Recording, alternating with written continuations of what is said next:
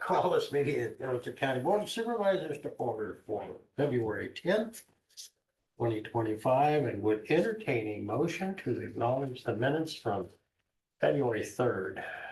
So moved. I'll second them. Discussion? Hearing none, all those in favor say aye. Aye. Good morning, Dwayne. Good morning, supervisors.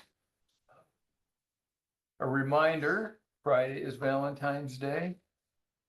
So That was free. be warned, be prepared, Not caught. be a good partner. Uh, They will be pouring the east pier column this morning, hopefully about 10 o'clock on the bridge. So that means they'll have all of the substructure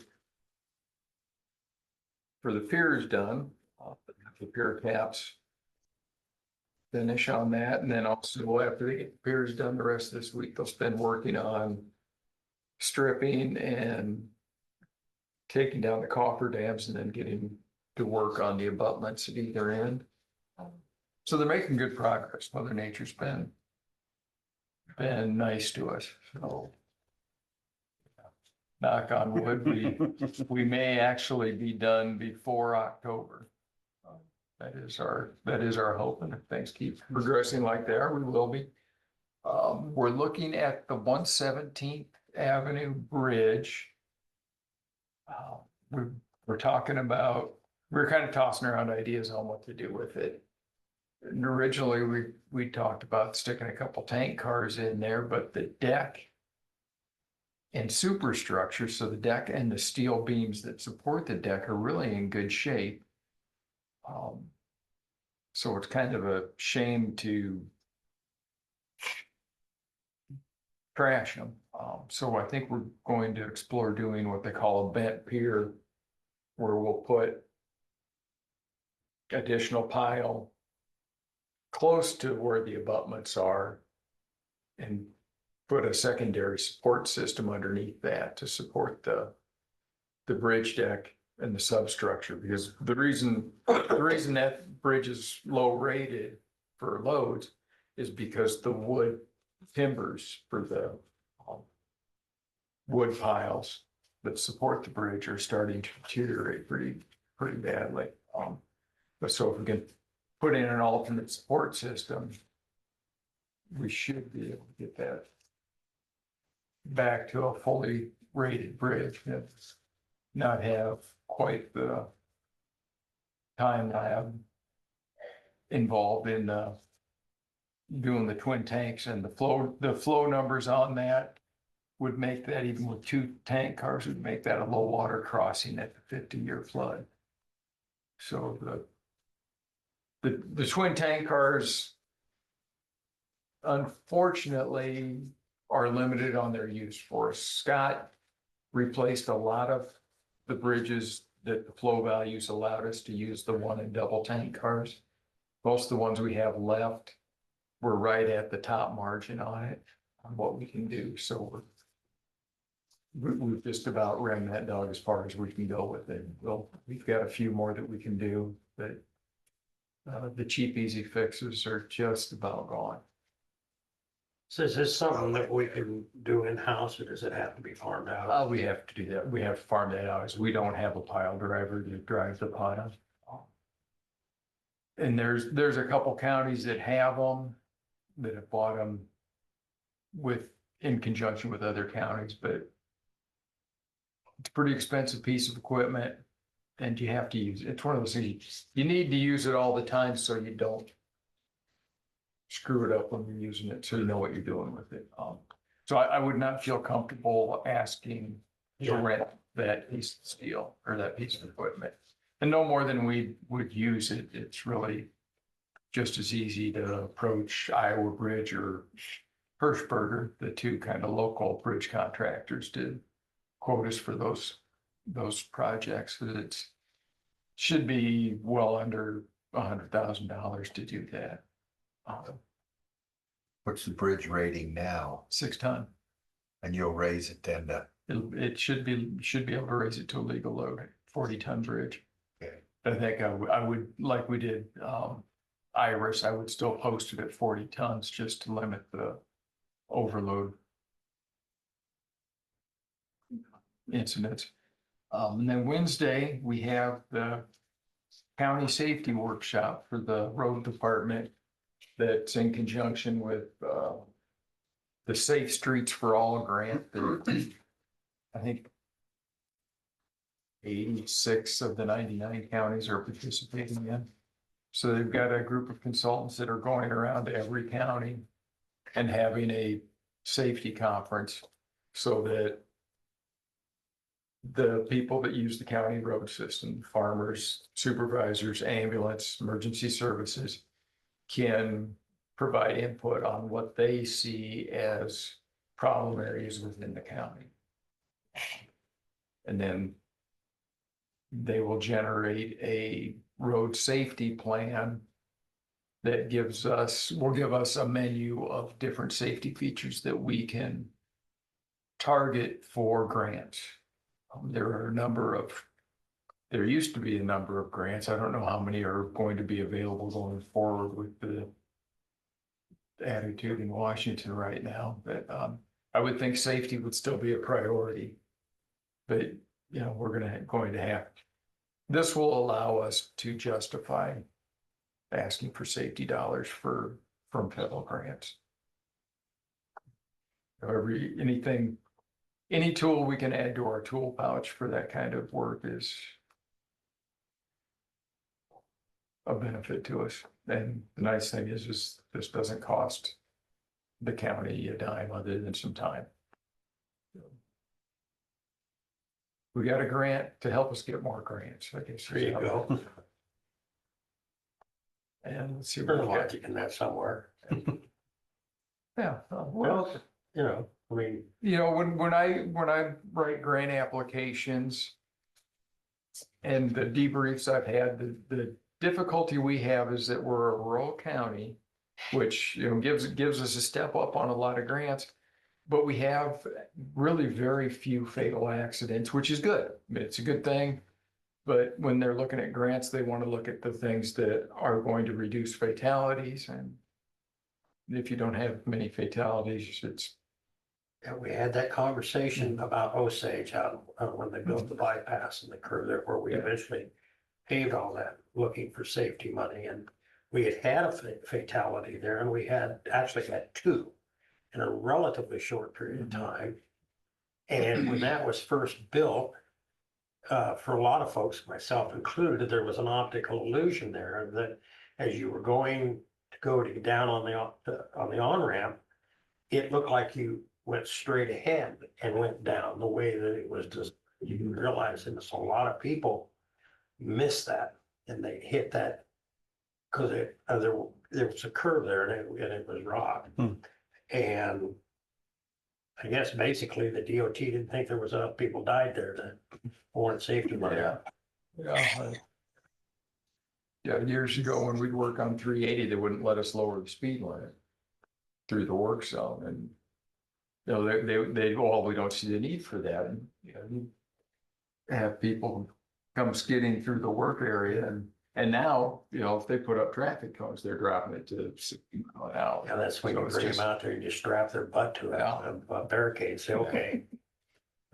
That's Common sense can't prevail. It has to be, somebody has to die before they'll fix it. Yeah. Yeah. Let's see, we got our rock bids for contract rock will be coming in Wednesday. Is that this week? No, 19th, next week. And then this week we should be getting our bids on fuel, I believe. Fuel for our main haters and stuff. Yeah. Okay. Yeah. Joe asked me, gosh, last fall if we ever quoted out for fuel, and I hadn't even really considered it, and Yeah. talked around to some of the other county engineers and was fortunate enough that they a bunch of them sent me their bid documents and I cherry picked what appeared that would work for us and that's really one of the benefits of the County Engineers Association is it is just it's amazing how helpful everybody is. You know, if you've got a question or a situation, there's at least a handful of them that have had the same thing happen and you get a lot of different opinions on and ideas on how to handle things. Strategies for, you know, whether it's bid documents or equipment issues or. I know several years ago, they used to bid the fuel. That's why I asked if they still did it or not, because I hadn't seen anything come through. Yeah, we haven't. I think it's quite a few years ago because we don't have any documents on our system of it, so it would have been, Yeah, several years ago. yeah. Well, I know since Elliott Oil, and Melissa can attest to this, since they bought the BP over there in Pleasant, their fuel costs have been higher than ours. Mhm. Yeah, So that They're- must mean something's freezing over. yeah, Which, they're, the one out on the 4 lane? Oh, really? I don't go out there. yeah, they're pretty consistent because I drive by their Brighton station. And that's usually 4 cents cheaper than here in Fairfield for there. And Richland's kind of a toss the dice on whether it's higher or lower, but they're usually within a nickel of on their stations that I've been driving around seeing. Their E15's 13 cents higher than ours. Has been for quite a while. Well, the East BP in Mount Pleasant, it hasn't changed that much. It's Yeah. still quite a bit cheaper. No, it's not. Not anymore.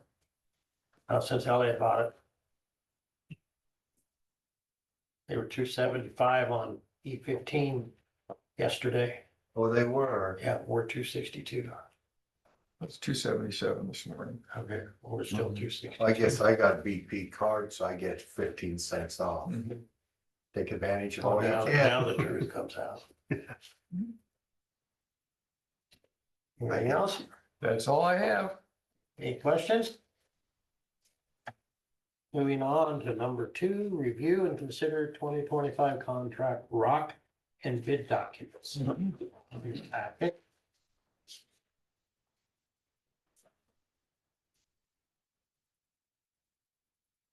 So you wanna enlighten us? This is our annual request for quotation for rock pricing. We're down to just Dowd, Stone and Cantera as our local bidders. Sticking with 35,000 tons for bidding purposes and we'll see where their pricing comes in and if we can afford more, we'll add some to that, but this gives each of our 7 greater districts, 5,000 tons each, and we shoot for 250 tons a mile, so that equates to about 140 miles of road that get some rock on them. And we leave it up to the grader operators if they think they need to add more to a location. So I know there's not anything that you can do about any of this. You may not even have an answer to it, but is there anything? I mean, at some point, we potentially can become a captive audience and have one person to go to. We really are a captive audience. And you know, the heck of it is most of the states that way. You know, the construction industry and material supply for construction have consolidated over the last 30 years to the point that you've got, you know, a dozen suppliers. You know, Henry County and Van Buren County are fortunate that they actually have their own quarries. County-owned quarries, which they bought, you know, numerous years ago, but I was kind of shocked, surprised that there's a lot of counties that actually have that around the state. It's more prevalent in western Iowa where they have gravel pits. But, yeah, And I'm not advocating, I'm just asking, is there any thought process, anything in terms of reaching out, say, for example, to Van Buren County and asking them to bid, or would they even be interested, or do they not have enough rock? I don't think they want to be competing for. um, I've gotten laughed at a little bit when I've approached that subject. This is because they don't, I don't think they supply all their own material. And they sure don't want to compete against the person that supplies them their extra, Right, no, I can understand that. you know, and. Yeah, you know, they charge you what the next furthest guy can haul it to you just a little bit less. Yeah. You know, so River Products, I think, is your next closest. You know, you've got Canterra and Selma and River Products to the north, and it's an $8 haul to get from there to here, and or an $8 additional haul. So, you know, even if they're $7 cheaper, You're still losing a dollar. yeah, you still got the haulage, yeah. Yeah. And you know, when I was in the construction industry, we'd look at that pretty close. So, you know, if both of them can get, you can get the material to the job for roughly the same cost, are you gonna pay the rock supplier or are you gonna pay the trucker? You know, if it's your trucking, you pay the trucker. If you gotta hire the trucking, it's a wash. And, Yeah, you know, it's those are the things you look at, but in our situation, we don't have the trucking. You know, our trucks, the belly dumps are efficient, but our dump trucks are really set up for hauling sand for spreading on roads, and with the plow and additional equipment the additional weight that they have for being set up for plowing, they're not efficient material haulers because their empty weights are too heavy. so we need a motion, right? Yes, sir. So I would entertain a motion to approve the 2025 contract rock plans and bid documents. So moved. Second. Discussion? Hearing none, all those in favor say aye. Aye. Do I sign on here somewhere? Obviously, yeah, it should be at bottom right there. I think you all signed right there. Chairperson. He's the only one that needs to sign, right? Yeah, we get signature from all of it. We got Oh. we have 3 lines there. We might as well get 3 signatures.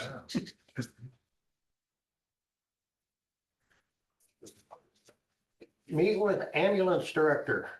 Good morning. Out on in your world. Oh, not a lot. Lights and sirens. Lights and sirens, still racing the sheriff's down Burlington Avenue just for fun. I don't really have a lot to report this morning. We did interview 2 PRN staff for positions. They're going through the physicals and stuff right now. I'll bring those for motions next week. We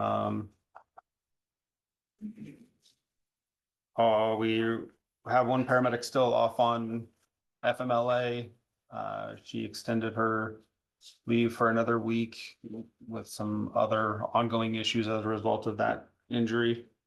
So still trying to fill her slots. Hopefully she's back next weekend, but we'll see how that goes. Is that our accident victim? Yes, I didn't like using, I shouldn't use the word victim. victim, yeah, no. Where I was going was, Yeah. it was still require physical and doctor's release and all that. Yes, Okay. yeah, so she'll have to go through the whole physical and the assessment at PT to get back. So sounds like the extension was from maybe some tendon involvement in that wrist. So, yeah. Other than that, The county EMS, continuing education day is coming up on February 22nd. I get to present at that conference. That'll be fun. What are you presenting? I am presenting an airway management lecture. The county safety meeting is going to attend what he was talking about on Wednesday for the that safety grant. So that'll be Wednesday morning. That's about all I've got. We're just chucking along. Busy weekend? Yesterday wasn't. I don't feel like it was too crazy. She mentioned some helicopters or I something. just saw on Facebook, 2 helicopters, one blue and one red. Oh, at the hospital. Yeah, but Yeah, that's all I know. Pretty stop for breakfast. maybe. In Yeah. case Facebook is actually putting true stuff on there. I saw it on the internet. It's got to be true. Yeah. Anything else for Josh? Well, number 3, discuss and consider development of an EMS training program. That would be you. That would be me as well. I think you all have the. Okay. So I did update this a little bit. I don't know if you want the update or not. It's about the same, but, so we've talked about this a little bit. I would like to initiate a training program for EMS to teach EMT and paramedic students. You recognize we have a training program at Indian Hills. However, my plan would offer a lot more flexibility for students, as well as a significantly lower price than what Indian Hills can offer, and flexibility that I think is paramount.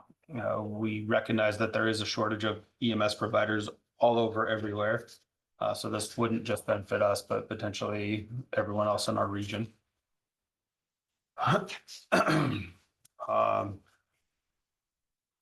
Big ticket stuff. You see the startup costs there on the, I got front or back, doesn't matter, but the startup cost there, the biggest cost of the startup is going to be the accreditation fee. So to go through the whole process of submitting an application for accreditation, and then they come and get all up in our business and looking to make sure we're meeting the expectations.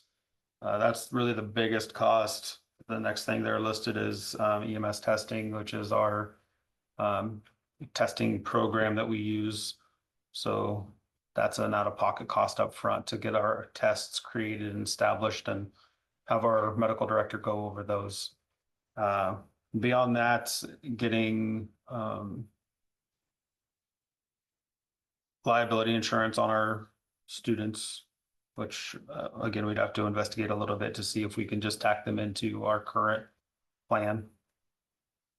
The rest of the stuff like Brady Lab and FISDAP and uniforms and all those things would come out of the students' deposit for the class. So not, I mean, a little bit of cost for us up front, but we'd gain that back almost immediately when the students pay their deposits for the course. A whole list of things that I need to accomplish, most of which are already in progress. I've got our state application. I'll probably have that done this week. The accreditation application it's a lot of the same information. So just compiling those into 2 different lists to send those on. I've spoken with Southern Columbia University to create an articulation agreement for college credits for those students who want to go on, which is an accreditation requirement. And then just a whole list of other things that need to be done. And like I said, we've talked about this a little bit before. I've already started creating the lectures, just because it's fun for me. Like, I like to teach. Honestly, I've just spent evenings and some weekends just putting stuff together in the hopes that we can make this happen.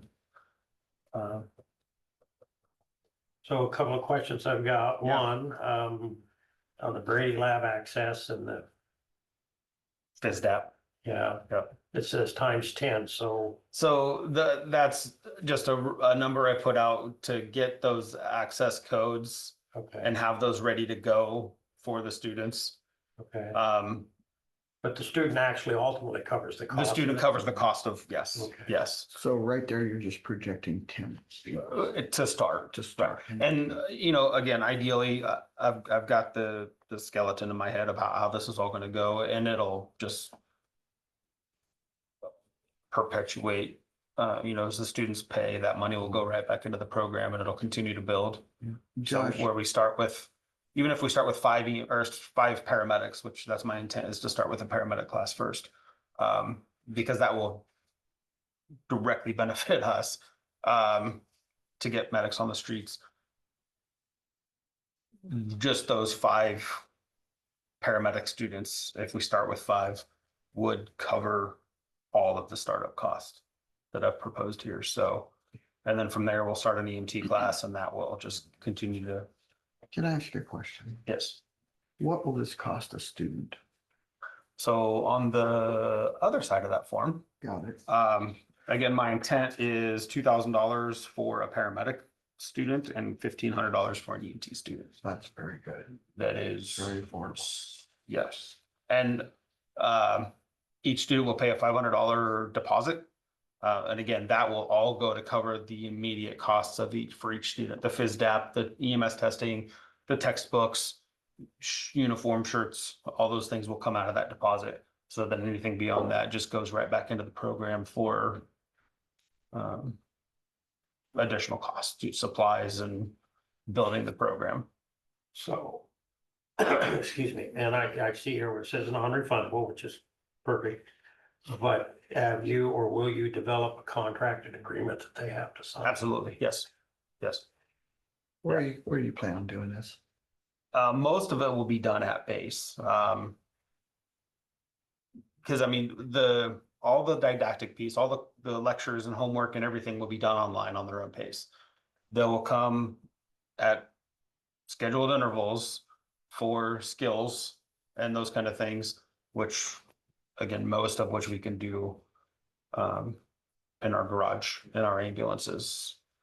So they'll do their clinicals with us. Well, they'll do that. I mean, They could. they could, absolutely. So we'll have to get clinical agreements with Other whoever. agencies. And when I was at Hills, I created several because students wanted to go different places and do different things. So that's just a matter of us creating those contracts to push out to whatever. So if we have students from Keokuk, if they want to do their clinicals down there, we just Sure. have to create those agreements. But yeah. The bottom of this page, your annual cost, is that a fee once a year? Yes, yeah, so, 17 and yeah, 5. right, accreditation,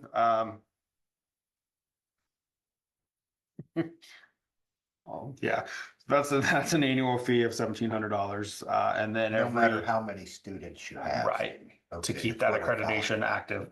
And then, that is with the state. no, that is with an external accrediting agency. The state doesn't cost, Okay. state accreditation doesn't cost anything. Okay. So yeah, that's an annual fee there. And then every accreditation's usually 5 years, 3 or 5 years.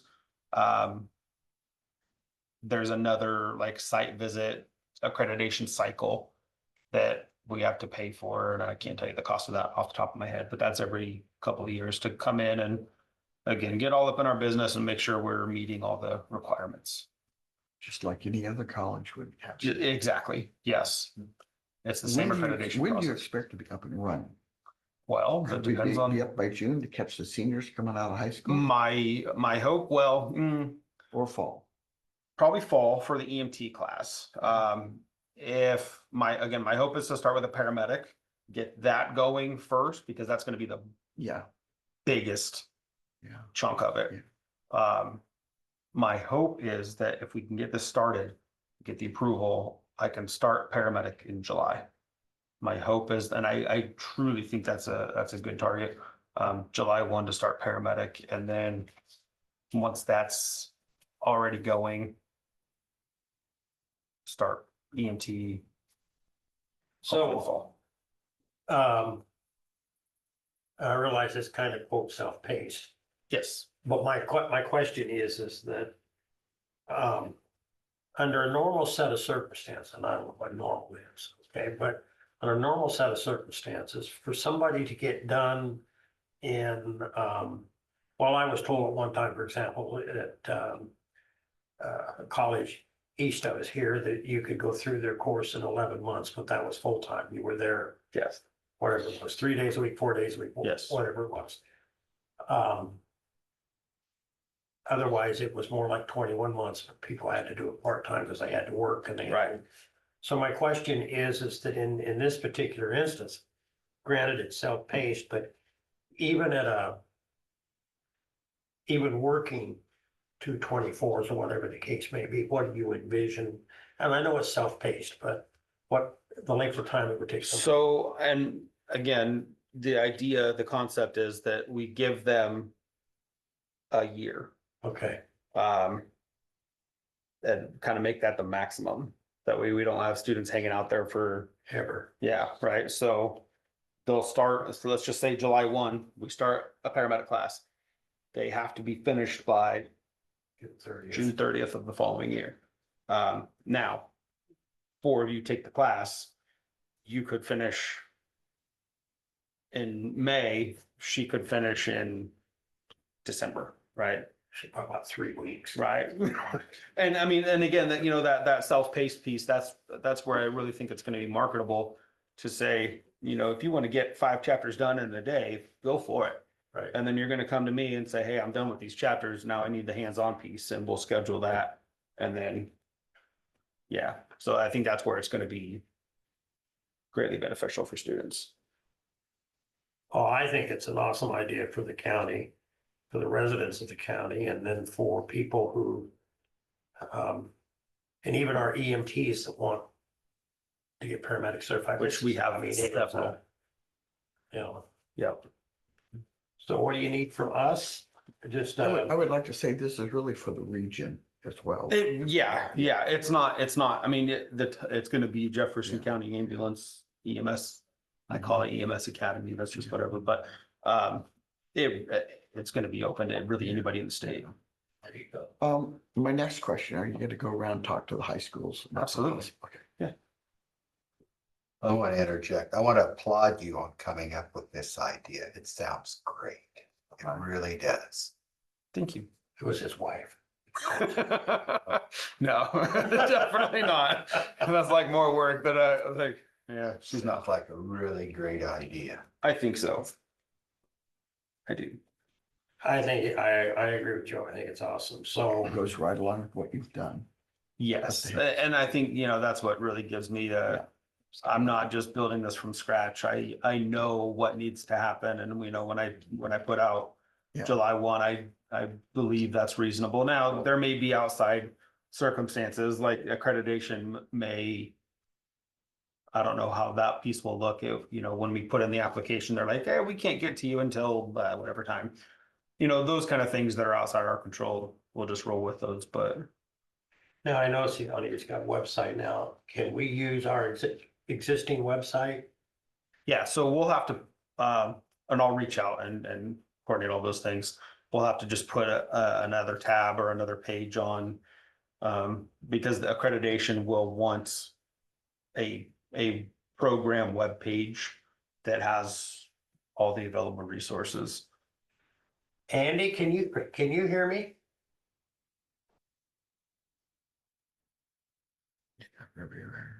He's got a good picture up there. Yeah. Anyway, what I was gonna ask Andy was for you to get with Andy Holland and do a story, Okay.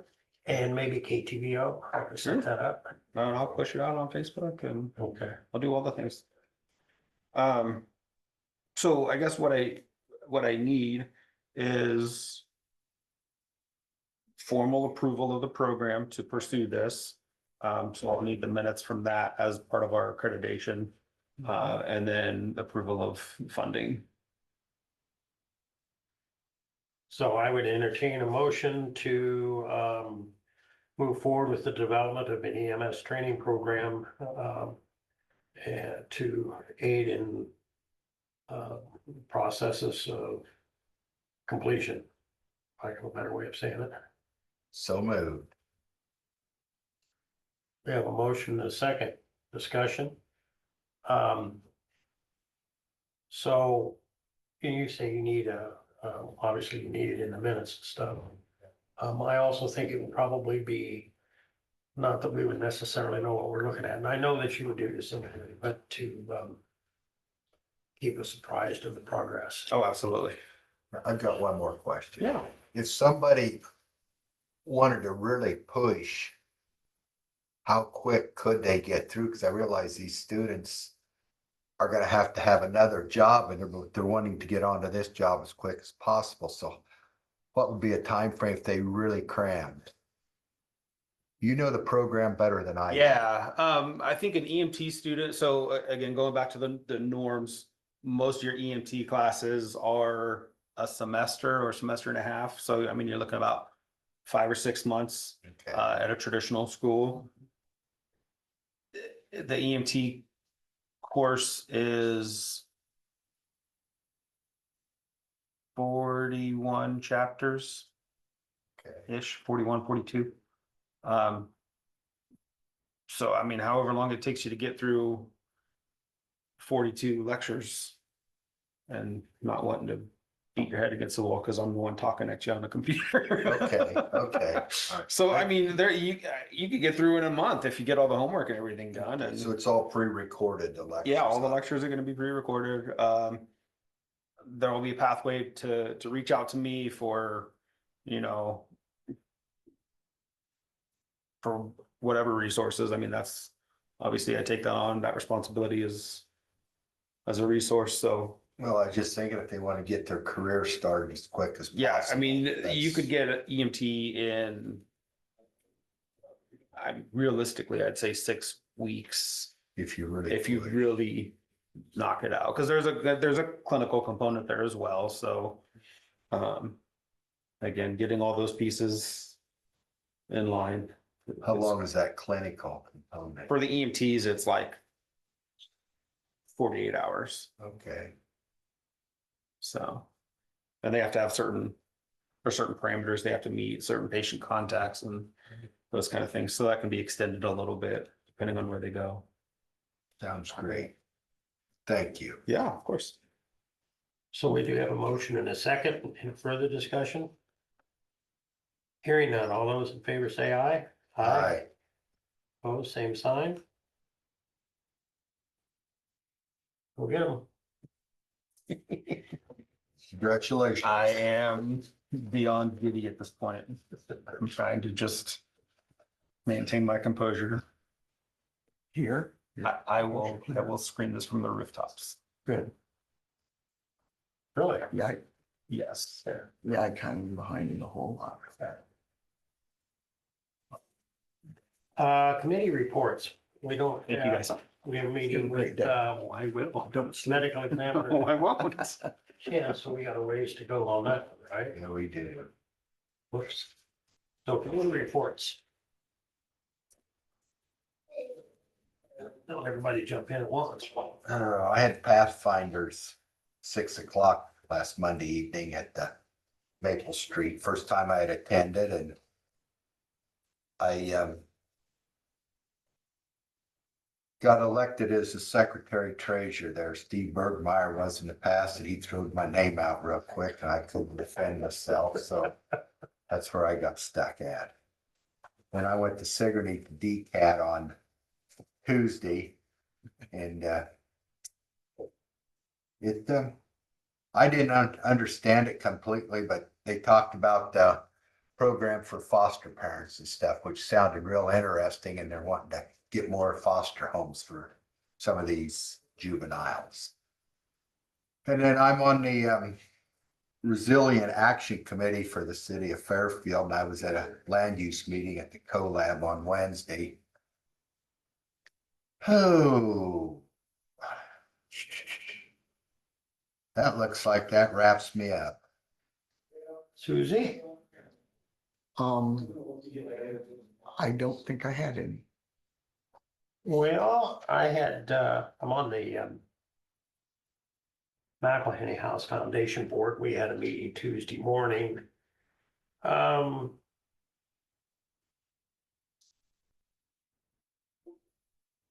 Just as a sidebar, it's, still getting used to not having El Doll there. It just was a fixture for so many years, but, we've got a lot of, different areas of the house that we're looking at that we have to, I guess I'd call it routine maintenance, but there is some, a couple of folks went in for us and did some pretty thorough investigations. Front porch and need some significant work, and some windows and some upstairs work, and just trying to stay on top of it. The other part of that is that we have a fairly significant endowment fund, but we can't spend the endowment fund, but we can, the money that we generate off of it in terms of interest, our bylaws allow us to use, and so that's where we get most of the money from to do the repairs and to maintain the home, and then we also work with the women's club. There's an agreement that they cover, or they do certain things, and the foundation does certain things, and there's members of the women's club that are on our foundation board. So right at the bottom is the chair, the president, whatever term they use. We went to Farm Bureau Thursday night. I forgot that. Good group. I think it went well. We talked about current state of our budget, and we talked about the I don't want to use the word struggles, but I can't think of another word right at the moment. The struggles that we have with the legislation and trying to keep everything functioning normally. Their two big concerns were no tax increases, which we accomplished that. And they had some road issues that didn't want, well, first off, they didn't want the roads cut. I find it ironic that we don't want tax increases, but we don't want services cut, but they're no different than anybody else in that context. So we did tell them that we had on Monday's agenda the contract rock. And so then we talked about funding issues regarding road use tax and all of that we've all talked about here. And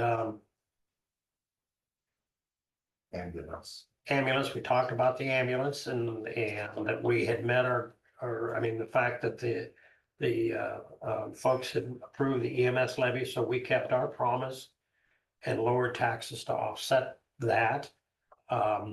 Did talk about, we lowered general supplemental, but we did raise rural basic, but that it was a wash, across the board. Did indicate that we would be lowering the debt service levy next year. So all in all, I think it was a positive. We informed them of the projected salary increase. So it was, I think, pretty positive. We spent about 45 minutes, I guess, there, maybe not quite that long. And I think we decided that we were gonna put everything in Jim's lunchbox front yard, if I recall. Yeah. So it's all good. That's all I had. Can I So say something? you certainly can. So March 1st, farm show, First, okay. we did allow $1,000 for that, to help with that. Oh, for the farm show? Correct. Right. The other thing is, the Civic Center, I noticed, has asked you if we had anybody for their board. Dee used to be on that board. that she would go to the meetings. And so I just Okay. wondered what you decided there. I wasn't aware that they asked me, perfectly honest with you, I must have missed that. Oh, it's okay. So you want to She be on was that on board? that board, you say? She went to the meetings. So Maybe I've got that on the list over there. no, I don't think we have it on as a committee, do we? The If I convention center. remember correctly, the chairman is who, at some point that was decided. And I don't remember rotating since Well, I've never been on it, so I evidently Dee's been on it. But I think you're right, Abby. So I just thought, if they ask if we had anybody we thought we'd want to place on that. I don't know, what, you want to be placed on now? No, You brought You it do? up. I said, do you?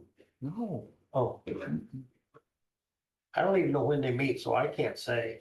So, but you know, we could, it wouldn't have to be one of us. It could be a representative. That'd be correct. Like, there's right your there. answer, right there. That's the problem right there. No, no. No, you Well, are. the not problem. according to Joe.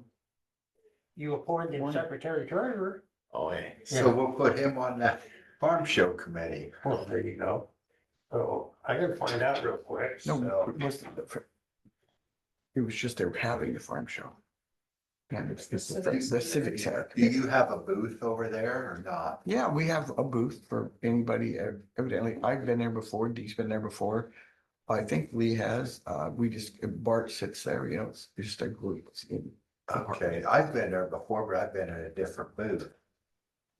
So we should continue that. Yeah. You go to different booths, we're not together. How the soup supper do? Ah, How the soup supper? oh, pretty good. Well, it was Dee and Susie.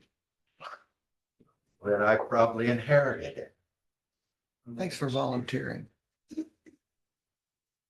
Susie, Yes, sir. Because I said I'd take the committees that Dee was on. So, you were hot then too. Oh, my God. Let me see that. Yep, you certainly are, Joe. all right, then I'm on it. It doesn't say when it meets, but I talked to Tracy Annis. She's kind of one of the heads of the farm show. it says ledger and dish. Excuse me. Abby hit him, it's okay. Okay, so we got that resolved and public comments. Steve? Got a public comment? Yeah, okay. I heard a ding ding. So, People are jumping Dwayne's on now. He's checking on us. is it, okay. So, we can allow claims and approve reports if you had an opportunity to review them. I think both Joe and I have it signed We've off looked on at that. them, you signed off too, Okay. correct? So if you would read the number, Grand total is $49,777.04. a motion to approve, So moved. Second, discussion? Hearing none, all those, It was a short week. yeah. All those in favor say aye. aye. Motion to adjourn till 10 o'clock? Is that what? Unless we want to do, is there anything we want to No. discuss regarding budgets? Oh, I forgot. I didn't see that. Sorry. Withdraw my motion then. Is it gonna snow Wednesday? Huh? How much snow we gonna get on Wednesday? All of it. All of I it. can't.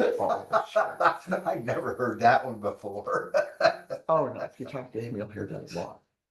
Betty's gotta get to the airport on Thursday morning, so Oh, really?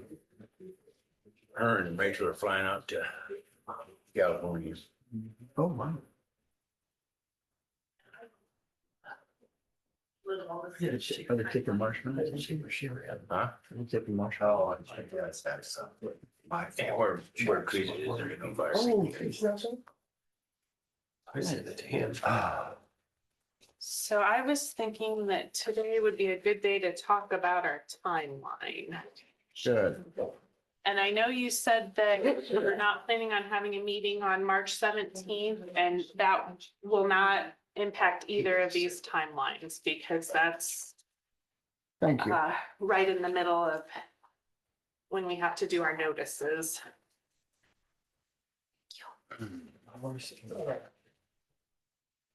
All right, so the one where you would have your final hearing on April 14th is the earliest that you could potentially have your schedule look like.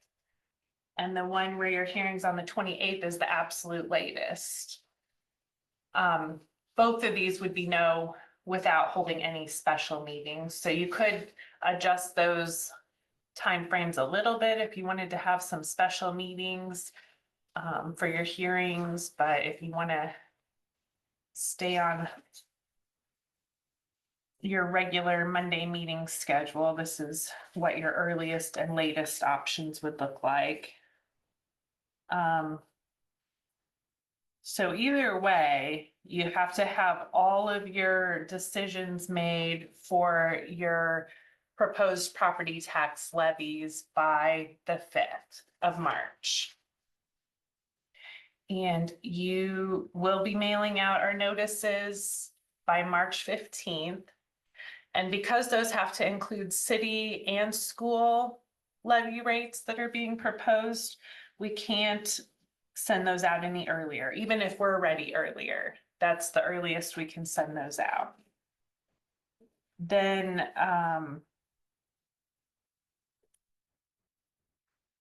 March 24th would be the earliest that you could have your initial hearing on your levies, because the 20th is actually the earliest. But the 24th would be the first Monday.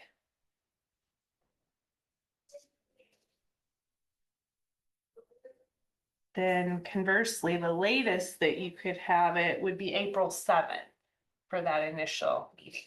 That would be the latest that you could have that first hearing on your proposed levy rates and still make your requirements for getting your second hearing in time because of all of the publications and notices that we have to give. So you don't have to make a decision on your timeline today, but I wanted to just let you know what it's looking like for your options. So we still have to send out 432,000 versions of it to every, Yes. I was hoping maybe they might have. Yeah, I think everybody was hoping that Yeah. except the legislators. But no, we still have to do it, even though Is there it any- sounds like we're not the only ones that didn't have much of a response from it. Is there any way it could be sent paperless, email to No. those that would like it? No, Has to it, be mail. yep, there was no provision in the legislation for emailing it. And cost about $5,000. Government looks out for themselves, don't they?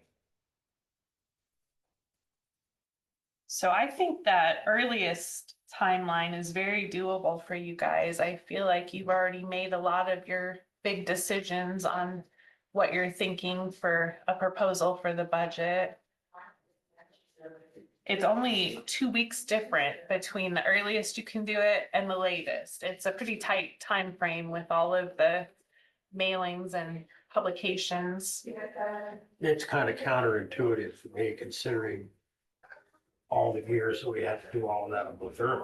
Yeah, right. Yeah, the earliest that you could have your final hearing now is April 14th. That's a whole month later than what you had to do it before. And like I said, it could be a few days earlier than that. If you wanted to have a special meeting, but that's the earliest if you have it on a Monday.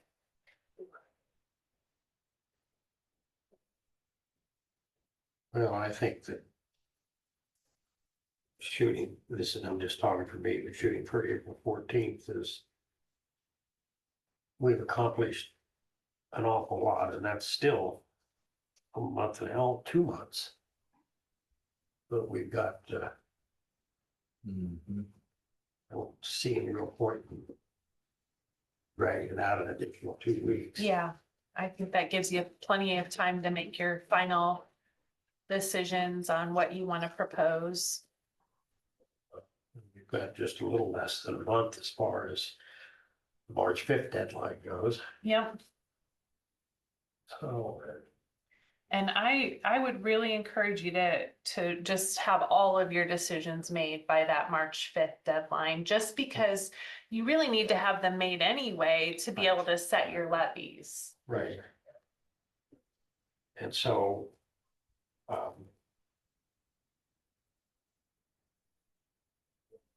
as we indicated in talking to, not that they're the arbiter, but I'm just making the point that we had conversation with Farm Bureau, so there is an element of the public that is aware of what we've done up to this point. Yeah. And, You heard from me. we indicated that no tax increases in terms of, yes, in total, we raised general sucker, we raised rural basic, we lower general sucker, we went through the whole. Yep. So I think from my perspective, I think moving forward, Okay. we stay with that. No point in jumping through hoops, Yeah. so. I received phone calls from two of the guys after the meeting the next day, and they were both very happy with what we heard, what they heard about no taxing. That was the big thing, no tax Yeah. increase and being able to give the employees a raise. Yeah. So, Yeah. I think it's a good budget, even if we went forward with what we've got right now. I think there is a little fine tuning that it sounds like you're hoping to do still, but. Well, and even Thursday, and Joe indicated, he said, you see some eyebrows raised because of the amount, of the increase. He said, they didn't get one last year, can't guarantee they'll get one next year. I think they all understood the position that everybody was in, so. And I would say they were very, I mean, I thought it was a good meeting. it was. And I thought sure we mentioned the employees raise at least my brow. Nobody said a word. It was a very good meeting. Good. So maybe it's because I sat on that board last year and now I'm in a different chair this year. Yeah. Feel sorry for me. I Well- enjoyed when they duct taping though. Oh, That. But no, it was good. It was,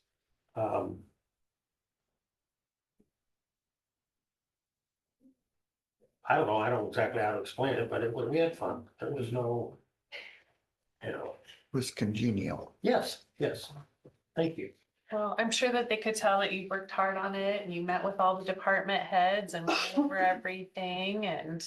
Speaking of, how many folks have we heard from department heads that have reduced?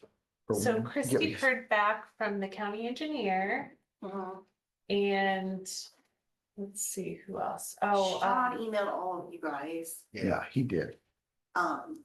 Chris Estel was gonna try to get us something by end of this week. Good. So they're looking, I we appreciate, looked at ours a little bit. yeah. Well, if we take away these monster coffee cups, I mean. I pay for those. Why did I know that? I mean. So that's, Mention her name, she shows up. Yeah, yeah. looky there. Now we gotta change the subject. Go right ahead, you're good. Thanks for coming, Chris. so I just think that as far as the early timeline, we can accomplish whatever we need to accomplish. We've done, I think, great things. mhm. And we just, I mean, obviously, we have the option if we have to, that we can extend it, but I mean, crying out loud, 2 months, we should be able to. So, Yep. All right, Thank you, Shannon. thank you. Now, was that our Thank you. medical examiner? Yes. Oh. Yes. So I guess I have a question, and I don't see an attorney. Can we just go ahead and meet with him rather than wait till 10 o'clock? No, because there's some others coming at 10 o'clock. Oh, okay. Both Yeah, of the- true, I think sheriff and. I Oh. was still thinking that. Both of the that I'll funeral just be homes over wanted to there be. Oh, that's right. first, Okay, and so, Just let me know if there's um, another thing for me. so what time is it? Hate to wait half hour, but guess I don't have a choice. Maybe. It was on the agenda for that. Take a That's what I break. told Yeah. them, so. So what we're going to do, folks, is, and everybody is, I invite everybody to come back. At 10 o'clock, we'll meet with Mike Bethel from the State Medical Examiner's Office. But at this particular moment, we've concluded our regular meeting, so I would entertain a motion to adjourn, so So I moved. can see if the rest are still the same place. So moved. I have to second it. She beat me to it. Okay, we have a motion to second discussion. Hearing none, all those in favor, say aye. Aye. And we will be back on the air at 10 o'clock. Thank you. Good morning, everybody. We're going to reconvene and meet with, okay.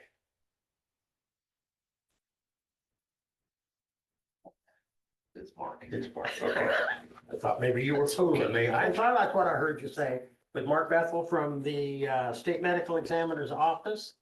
I would like to let everybody know that we have a hard and fast deadline on this because we have another meeting at 11 a.m. that we must convene.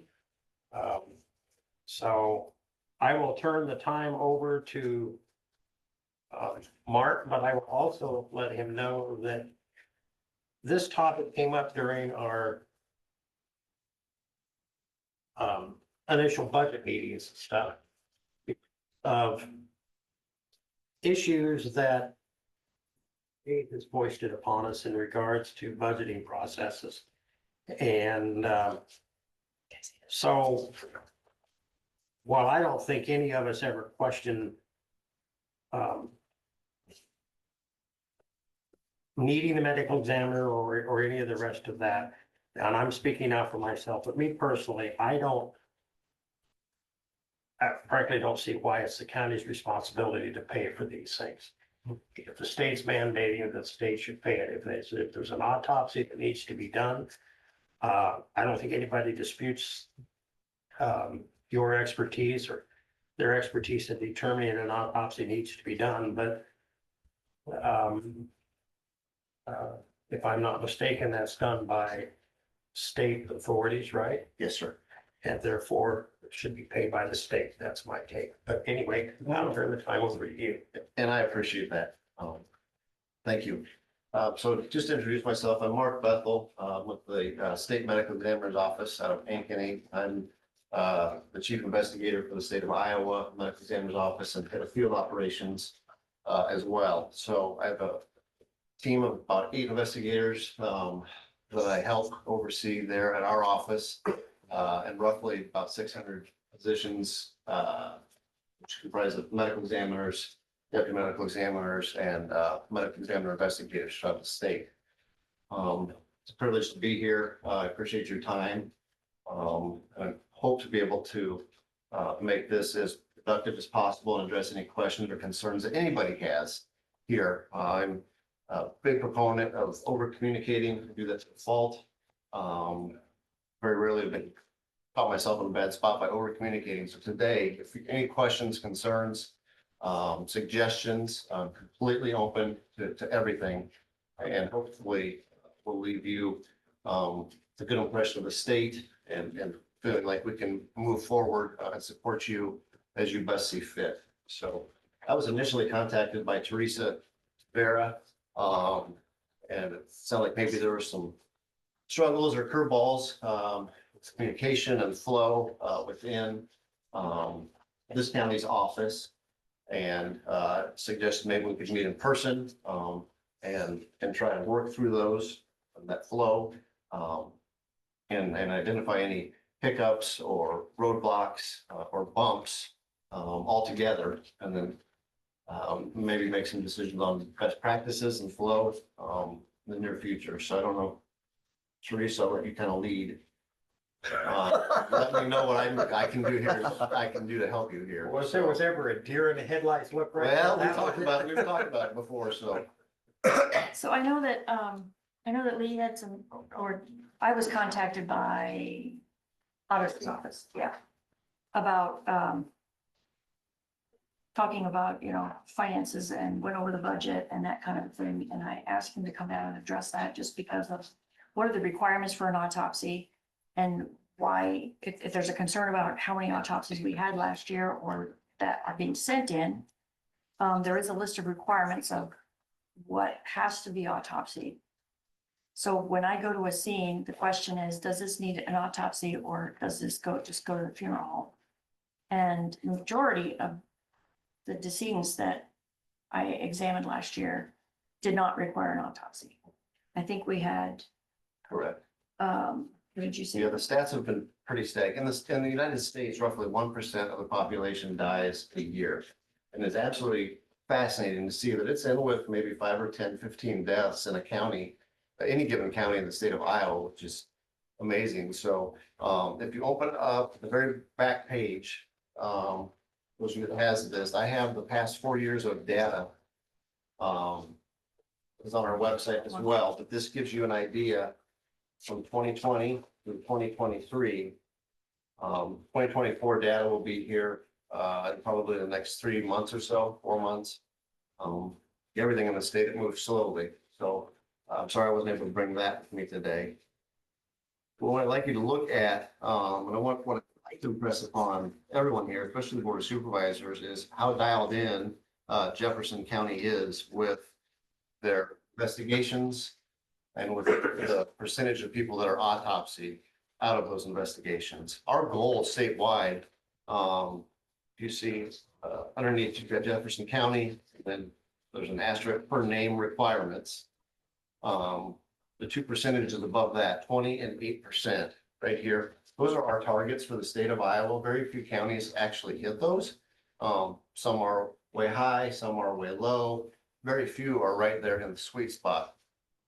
And if you piece through these just 4 years of data, that doesn't waver one bit. So that tells us that your medical examiners being contacted the appropriate number of times, investigations are being completed the appropriate number of times, and of those investigations, that certain number get us to that are autopsy is right on as well. Page 11 inside the handbook for everybody. We're going to give you a list of autopsies that are mandatory in the state of Iowa. I'm not going to read through all of these, but this is give you an idea of the cases that are mandatory, that absolutely need and have to come to our office for an autopsy.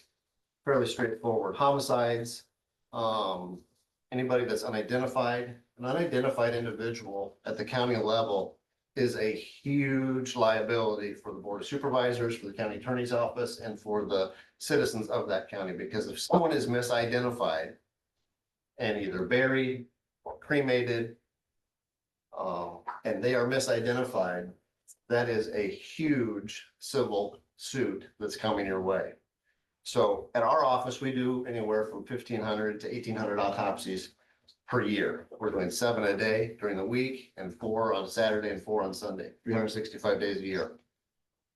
Our office chief, Dr. Klein, views identity, positive identification, more important than the cause of death and the manner of death. So identifying someone in Ankeny is the most important thing we can do, because if we make a mistake, it's the last mistake I'm going to make. It's going to be a career ender for me. It's going to be a career ender for whichever pathologist signed off on that ID. So I cannot impress upon counties enough that, and these cases do come up where someone's not able to be visually identified or circumstantially identified or scientifically identified at the county level. Those cases do need to come to Ankeny. What I really want to impress upon the Board of Supervisors especially is the role of the county medical examiner and the state medical examiner is to serve as kind of an insurance policy for you folks. The i's are being dotted, t's are being crossed, people are being positively identified, the correct cause and manner of death are being placed on death certificates and being certified. And it alleviates a huge area of liability for you. So second page are recommended autopsies. I have been begging counties the past 3 or 4 years to send all suicides for autopsy and all motor vehicle crashes to our office for autopsy for 2 reasons. When we talk about a suicide, that death, that manner leaves a tremendous wake of destruction within a family and a community sometimes, especially if it's a small, tight-knit community like yours. This is how I grew up. I grew up in a town of 2,500, LaGrande, Iowa. So I miss it. When I walked in here, I was like, felt at home. This is me, right? So when one of those types of events occurs, it leaves a tremendous wake. People don't heal from it ever. It may lessen over time, but they really, really don't heal from it ever.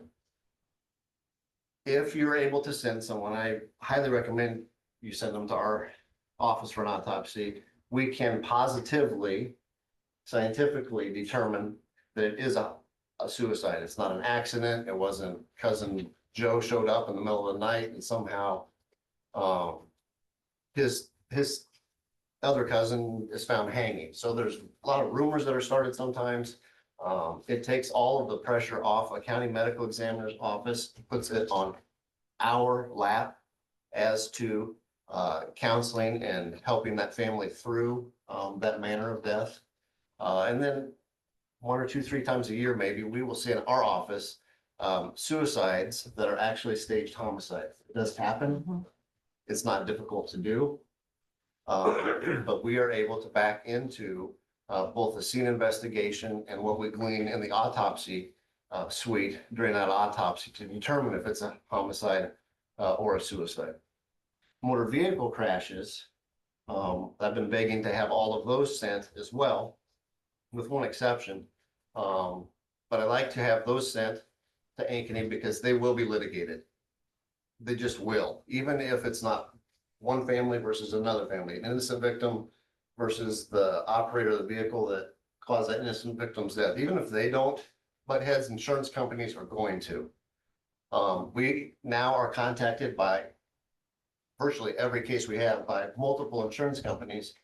Not only do they require a copy of certified copy of a death certificate, the autopsy report, but they're now requiring toxicology results to be given to them before they will start the claims process, paying out that claim to those family members. And that can be a devastating process if that doesn't happen for them, if that claim's not paid, or if it's drug out month after month after year. And that does happen with insurance companies. So What about a single vehicle accident? yeah, that was my one exception. So a single vehicle crash, Single occupant. single driver, and lone occupant, and able to be visually identified, right? Yeah. And so they may stay in the vehicle. Those don't have to necessarily come down to Ankeny. None of them have to, but I would be okay if there was a single person. Like if I were to get in a motor vehicle crash on the way home today, I'm by myself, I wear my seatbelt, so I'm gonna stay in the vehicle. And there's no obvious signs of alcohol or other illicit drugs in the vehicle.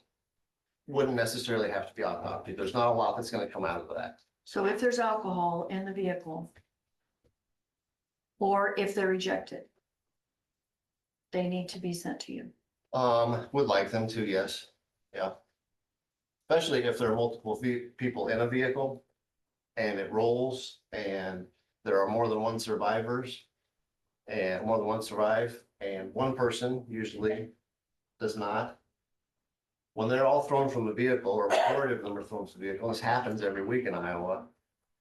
Regardless of who owns the vehicle, guess who's gonna be driving the vehicle when they ask that person, right? So we are able, our autopsy suite, to determine based on types of injuries and injury patterns, whether or not they were the driver of the vehicle.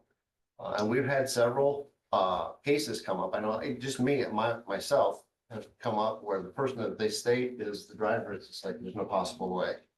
And then they're able to go back with local law enforcement and parse things out. So those are the two manners of death that I really, really have been begging for past 2, 3 years. I know it's not possible for every county.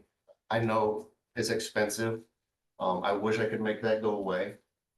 So it's a balancing act within your county on what you can do. And I completely respect the cost. The average autopsy with talk is anywhere from $2,100 to $2,200. The really expensive autopsies are for infants. They get up into, mid 3,000s. They can, but they're mandatory. There are fewer and fewer happening every year within the state. But when they do, that it's mandatory that they come down to our office for an autopsy. I know there was an increase in county funds during fiscal year 2024. Is that correct? Or is- Yeah, I mean, it wasn't significant, but yeah, it's, again, looking at it in terms of just generically speaking, in terms of, I don't think that there was, at least from my perspective, there was not an inordinate amount of increases. I mean, I don't see anything wrong with the numbers in terms of, or even for that matter, the criteria with which the need is determined and the need for an autopsy is determined. And I mean, even to the point of having medical examiners going out to make those determinations and the costs associated with that, it's just simply my position that this should not be a county paid function. Yeah, and if I'm sitting in your chair, I feel the same way. And then that's not mouth service, not lip service. I'm a simple country boy, right? Grew up on a gravel road, and I don't disagree with you at all. I'm not gonna be able to change that. Right. So, We used to be able to get reimbursed for the infant deaths, a portion of it from the SIDS program. And I think that funding has gone away according to someone that I've talked to. who did you speak with? And I can don't check know, I that just team. have a note here, no funding available September 12th of 18 for years. What Okay. about the lady that spoke at the conference? That So there's a child, she's on the child, we have a child death review team. yes, In the state that they, investigate, will examine, usually they're 2 or 3 years behind. Current year, all of the, individuals in Iowa that have died as children or as infants. That's who you're speaking about. So I can check with Dr. Klein and see if there's anything Yeah, I on the think horizon, but it was in the administrative code and I think that it looks like it came from the SIDS program.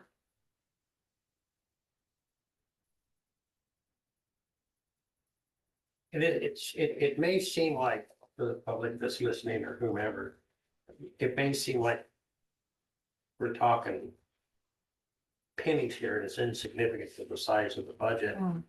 But when you look at what we're restricted to in terms of growth, and if 10% of your growth cost is a particular program, I'll just use a hypothetical, if you have an average of $2,000 cost for an autopsy, and you do 10 autopsies during the course of the year without any of the other costs associated with that, that's $20,000. And if your allowable growth is in the range of $250,000, that's a significant hit to your allowable growth. and last year we did 13 autopsies. 2024 is not on there, but Mark Haggist sent an email that we had 54 deaths investigated and 13 of those went to autopsy in 2020. And it's not just this program. There's a lot of these side programs, if you will, that we're required to, to fund. And so just looking at it in the grand scheme of things. Now, another question I have is this. If there is, and I'm going to use the term requirement for lack of a better word. So if there's no requirement for an autopsy to be performed, But an outside entity such as an insurance company wants an autopsy, They have to pay for it. that's what I wanted to know. If a family requests, say, I want an autopsy, you're not gonna I had one ask me at the scene, Okay. aren't you gonna do an autopsy? And I said, no, I'm not going to. She said, well, what if we insist? I said, then you can pay for it. You can contact, and immediately she said, forget it. Okay. Um, And that. it was a the other natural question. death. She just wanted to know which natural death Right. specifically.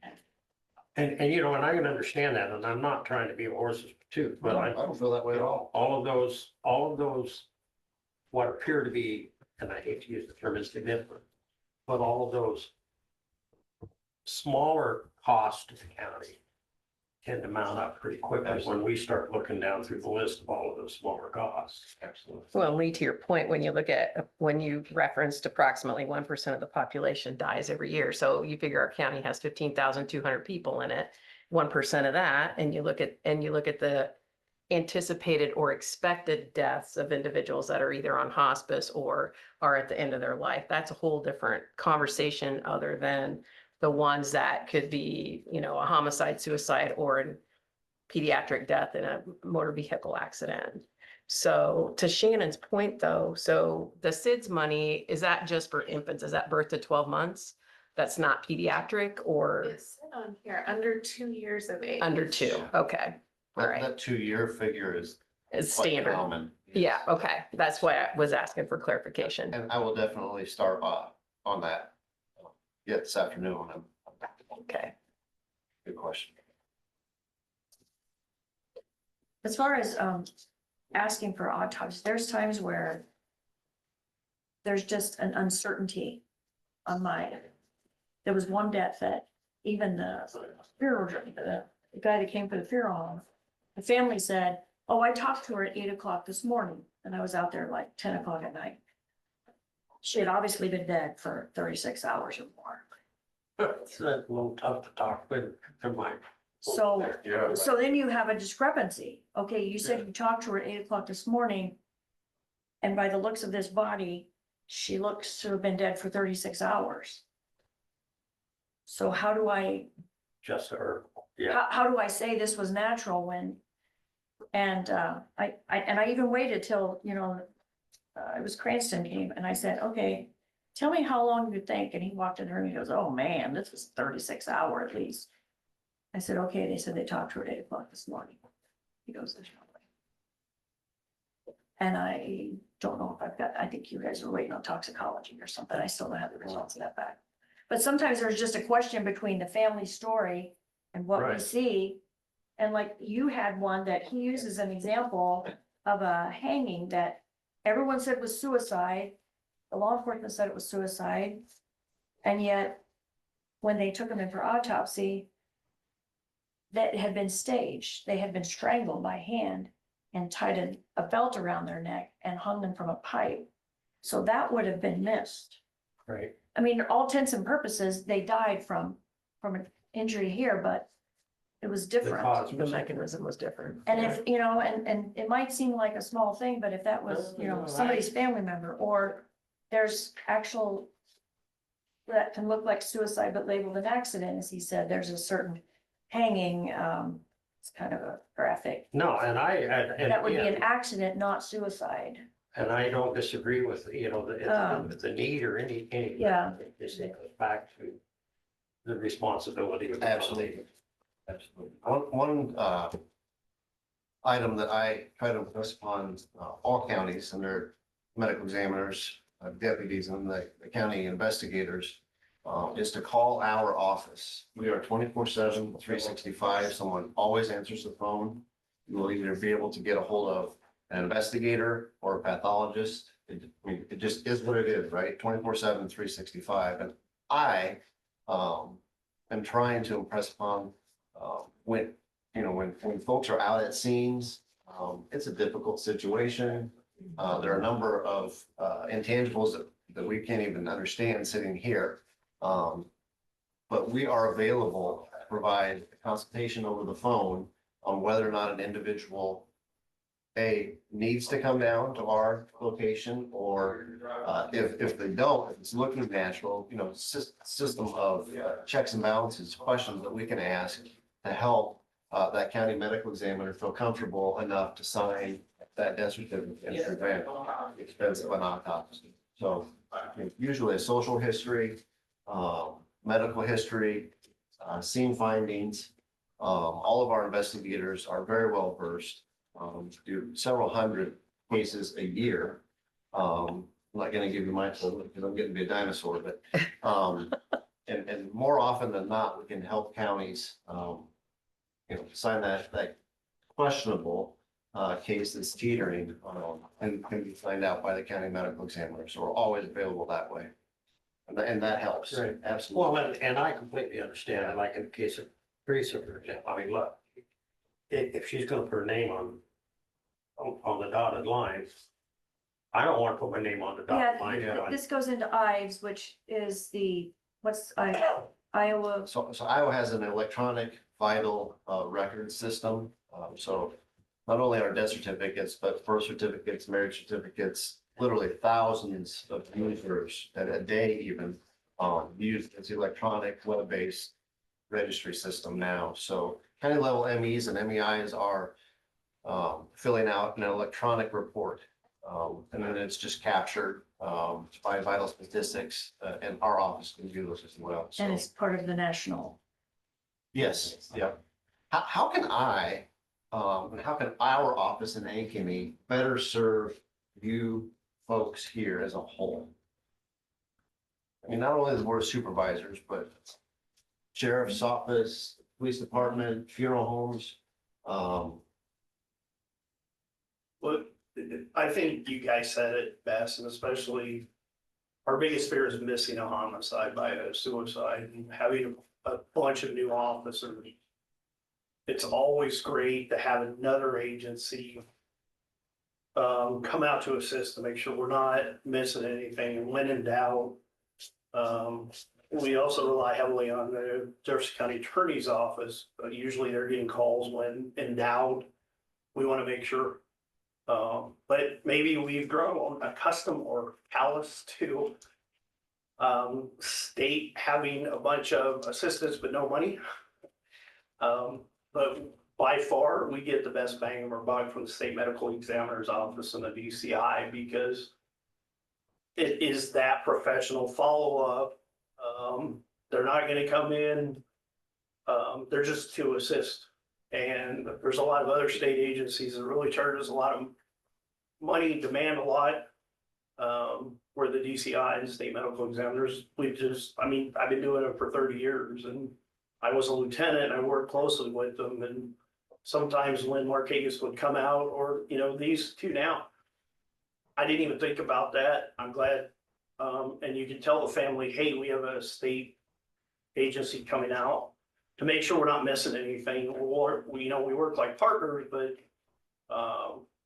when in doubt, we have had a lot of those where there's no doubt. And well, I want an autopsy, and you can, but you have to pay for it. Of course, they only want the free autopsy. They don't want to pay for it. And they say, but for $2,000 compared to what it would be for us to send to a doctor. When I first started, the Dr. Griner would come to the scene. We just don't have that availability anymore. They're way too busy. So it's nice to have the MEIs come to the scene, but still have that doctor 24 hours a day on call. The DCI agents 24 hours a day on call with the crime scene stuff. Because like I said, that great fear of that, I'm sure it's a hanging, but let's send him to autopsy and it comes back that it was a strangulation, and we never want to miss one of those. I know a lot's changed from the years that I worked in the emergency department, and to Dave's point, it'd be, that the person would come in and then you'd have to do a lot of things, post-mortem care, and send stuff off, toxicology, et cetera. So Teresa, it's you, and who else is Me, just you? for Jefferson. Now, Brian is from Wapello, Okay, and We have the if, same medical examiner. And who? Now, our who is medical that? examiner is Dr. Quinn from Wapello. We don't Dr. have Quinn, one right. in Jefferson County. Right. We don't have a doctor that wants to be the medical examiner. in this county. That's, I think, historically been that way for a And long I think time. he also covers Monroe, or Monroe, did, yeah, we do 3 did counties. Monroe get, Okay, did Monroe get their own? They have their own person, but we still do them. Okay, They still have so certification, so. okay. Monroe is So still. do you guys like share call or something? Do you guys cover for each other or? So I'm it for Jefferson, but if they can't get a hold of me, they call Brian. Okay, Been working with a issue of communication that just kind of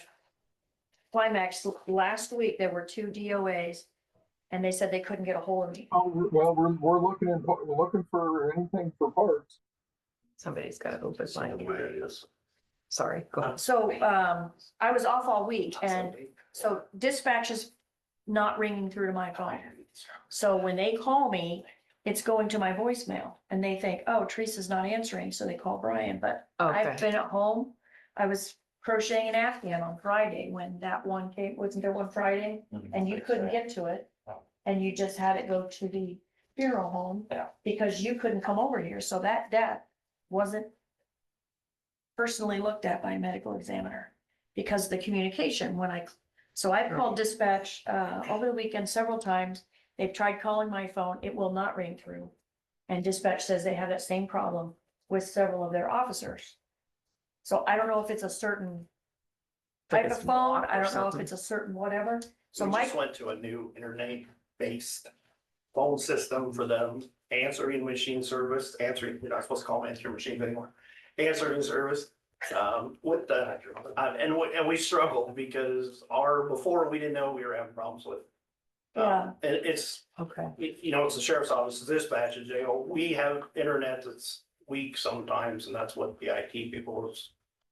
so it's been a tradition, is my understanding, that dispatch calls the medical examiner. And that's what they want. Okay. They said they can keep track of time, but they're not getting my phone and I'm off and I'm available and. Brian has, he's got his own county and a Right. job and can't always get over here. Right. Mark and Andrea Haggis now live in Mahaska County, Mhm. so they live in Oskaloosa, so it's not really possible for them to come over. So my concern is, can law enforcement or EMS call from the scene, just call me on their cell phone? One of the EMS did call me for one, and he got reprimanded for calling me. Not from us. No, you got reprimanded, and was told dispatch is the only one that can call a medical examiner. So I was checking with them and seeing, where is this rule written? Can we not change this? Because for some reason, this communication system is not working for all cell phones. I'm not saying it doesn't. It doesn't work for mine, and I don't. This first I've heard of it. And I don't know when how you many spoke to me this officers, she morning. told me there were several officers that it would, I talked to the person, whoever was on yesterday, before 2:00. And she said, yeah, this is a problem with several of our officers too. I said, okay, well, can we stop with the dispatch calling me and just have the officers? She says, well, we need to keep track of time. Well, the times are logged on your cell phone. And I put it in Ives. I put my time in Ives when I was called, so that's, In Wapello County, we get called by fire departments, we get called by the sheriff, we get called by police, so. yeah, so it There's doesn't no have to be rule. dispatched if we can stop that, because I mean, like, Brian, it's great when he can come over and do something. Because there's times when I'm working in the emergency room Right. and they call me and I can't go. There's been a couple of suicides that he's had to pick up while I was in the emergency room. We have 2 EMS that are supposed to be trained, Mike Long and Damien. They just haven't scheduled the training yet. Once they're trained, then they can pick up as well. So there'll be 3 of us in county. So we can kind of, so it's always been, if you can't reach the one, then you just call. So we don't Oh, like true. take certain days Yeah. or, Shouldn't get paid to take call. You're just No. like on call no. without being paid. Okay. And the rate, there's a set rate for a medical examiner. If I go to a scene, and it doesn't matter if it takes me 30 minutes or 3 days. There's only one set payment. So that was gonna be the next question, like, just on average, like how much scene time do you have or investigative time? I know it would be variable upon the mechanism of death and all the other things, but just an average. So on average, it takes, I mean, I would say an hour. An If- hour, If you're, okay. but that also depends on, there was one that was longer because. Sure. it was actually getting enough people to carry this person, and it was a winding stairway, and it was Yeah. a lot of, or if it's like outside at a car accident. Like the ejection or something like that where you're, that could be. Sure, takes a while. That could be. You'll be a minimum of an hour. on To call, clear then- the scene then you and have all to that write the stuff. report, which Yeah. can take more time. Another So the hour. report's gonna take, it can take up to 2 hours or 3 hours Yeah. to write a report if you've got a lot of variables. Yeah. Yeah, for every like hour of direct contact with somebody, usually at least double that or sometimes, So, you so know, each for case on average documentation, with scene time and documentation, you're looking at 2 to 3 hours. 2 to 3. Okay. Okay. If it's not, a little more I just was curious. questionable. Thank mean, you. We've had some that Our were, recommendation is to call dispatch supervisor Shannon Pester. It's not that we're afraid of her, but I'm afraid of her. I don't make decisions for her department because I don't, and I'm sure it's just the old days. We had the policy because nobody had cell phones on scene and now everybody has cell phones. If we can make it easier communication wise, it's kind of a no-brainer. so who would we need to go to get that rule changed to just let EMS and law enforcement call from the scene? Instead of dispatch? And that's the issue is, we have a bunch of new employees and every time we change policy, they get stressed out. I'm not saying it's a bad thing. But Or if The or if regular- dispatch calls me and they can't get a hold of me, can they just ask the officer to call on the side?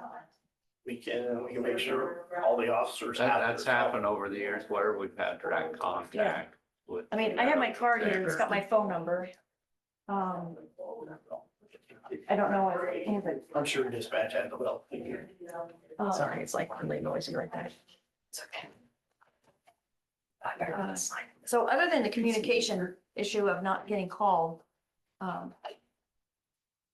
don't really have, Do you know, just out of curiosity, if it is a carrier, specific to a carrier? I don't know, I'm T-Mobile, I don't know who the other officers that are affected at the law center, I don't know what. Say mine's US Cellular, got through all mine.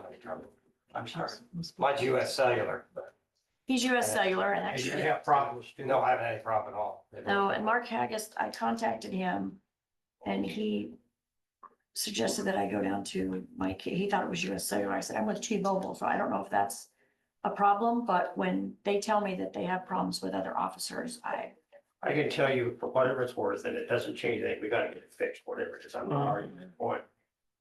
I was with a company, which was a great company, they advertised all the time on TV, but they use T-Mobile and AT&T. And I couldn't get service out of those Jones Park, so I. yeah, I don't have any problems with my phone getting calls or the only, I mean, like at the hospital, but this historically, I mean, even these guys come in and then the hospital, they know in the ER, you don't always get cell coverage. You have to like go to a certain window or out in the ambulance garage or in the waiting room. So when I see hanging, when that. Yeah. Okay. Yeah, so I mean, it's just because of what all the metal, So what would the next clear step be then, do you Yeah.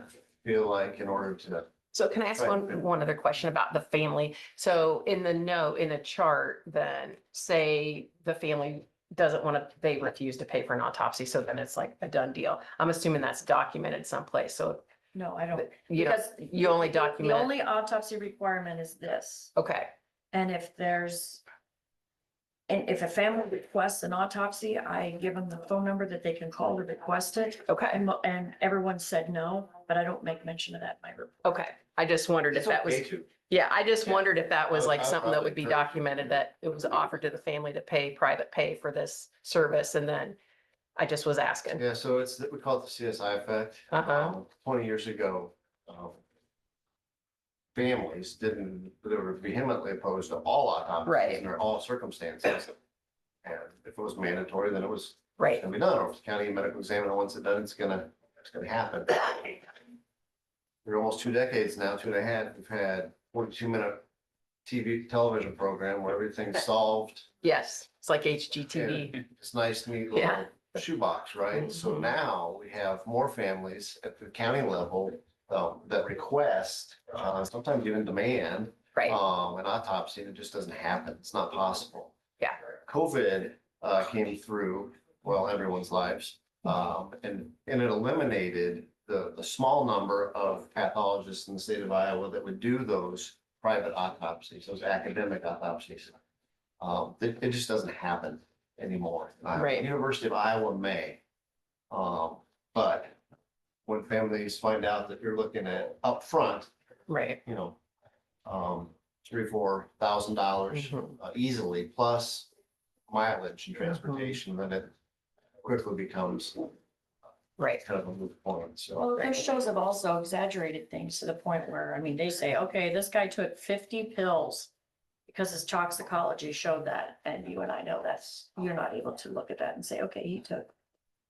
Well, 50 pills. tox levels will give us, An with estimate. no, it gives us a mathematical certainty, the amount of, a substance in or on board an individual at the time of their death.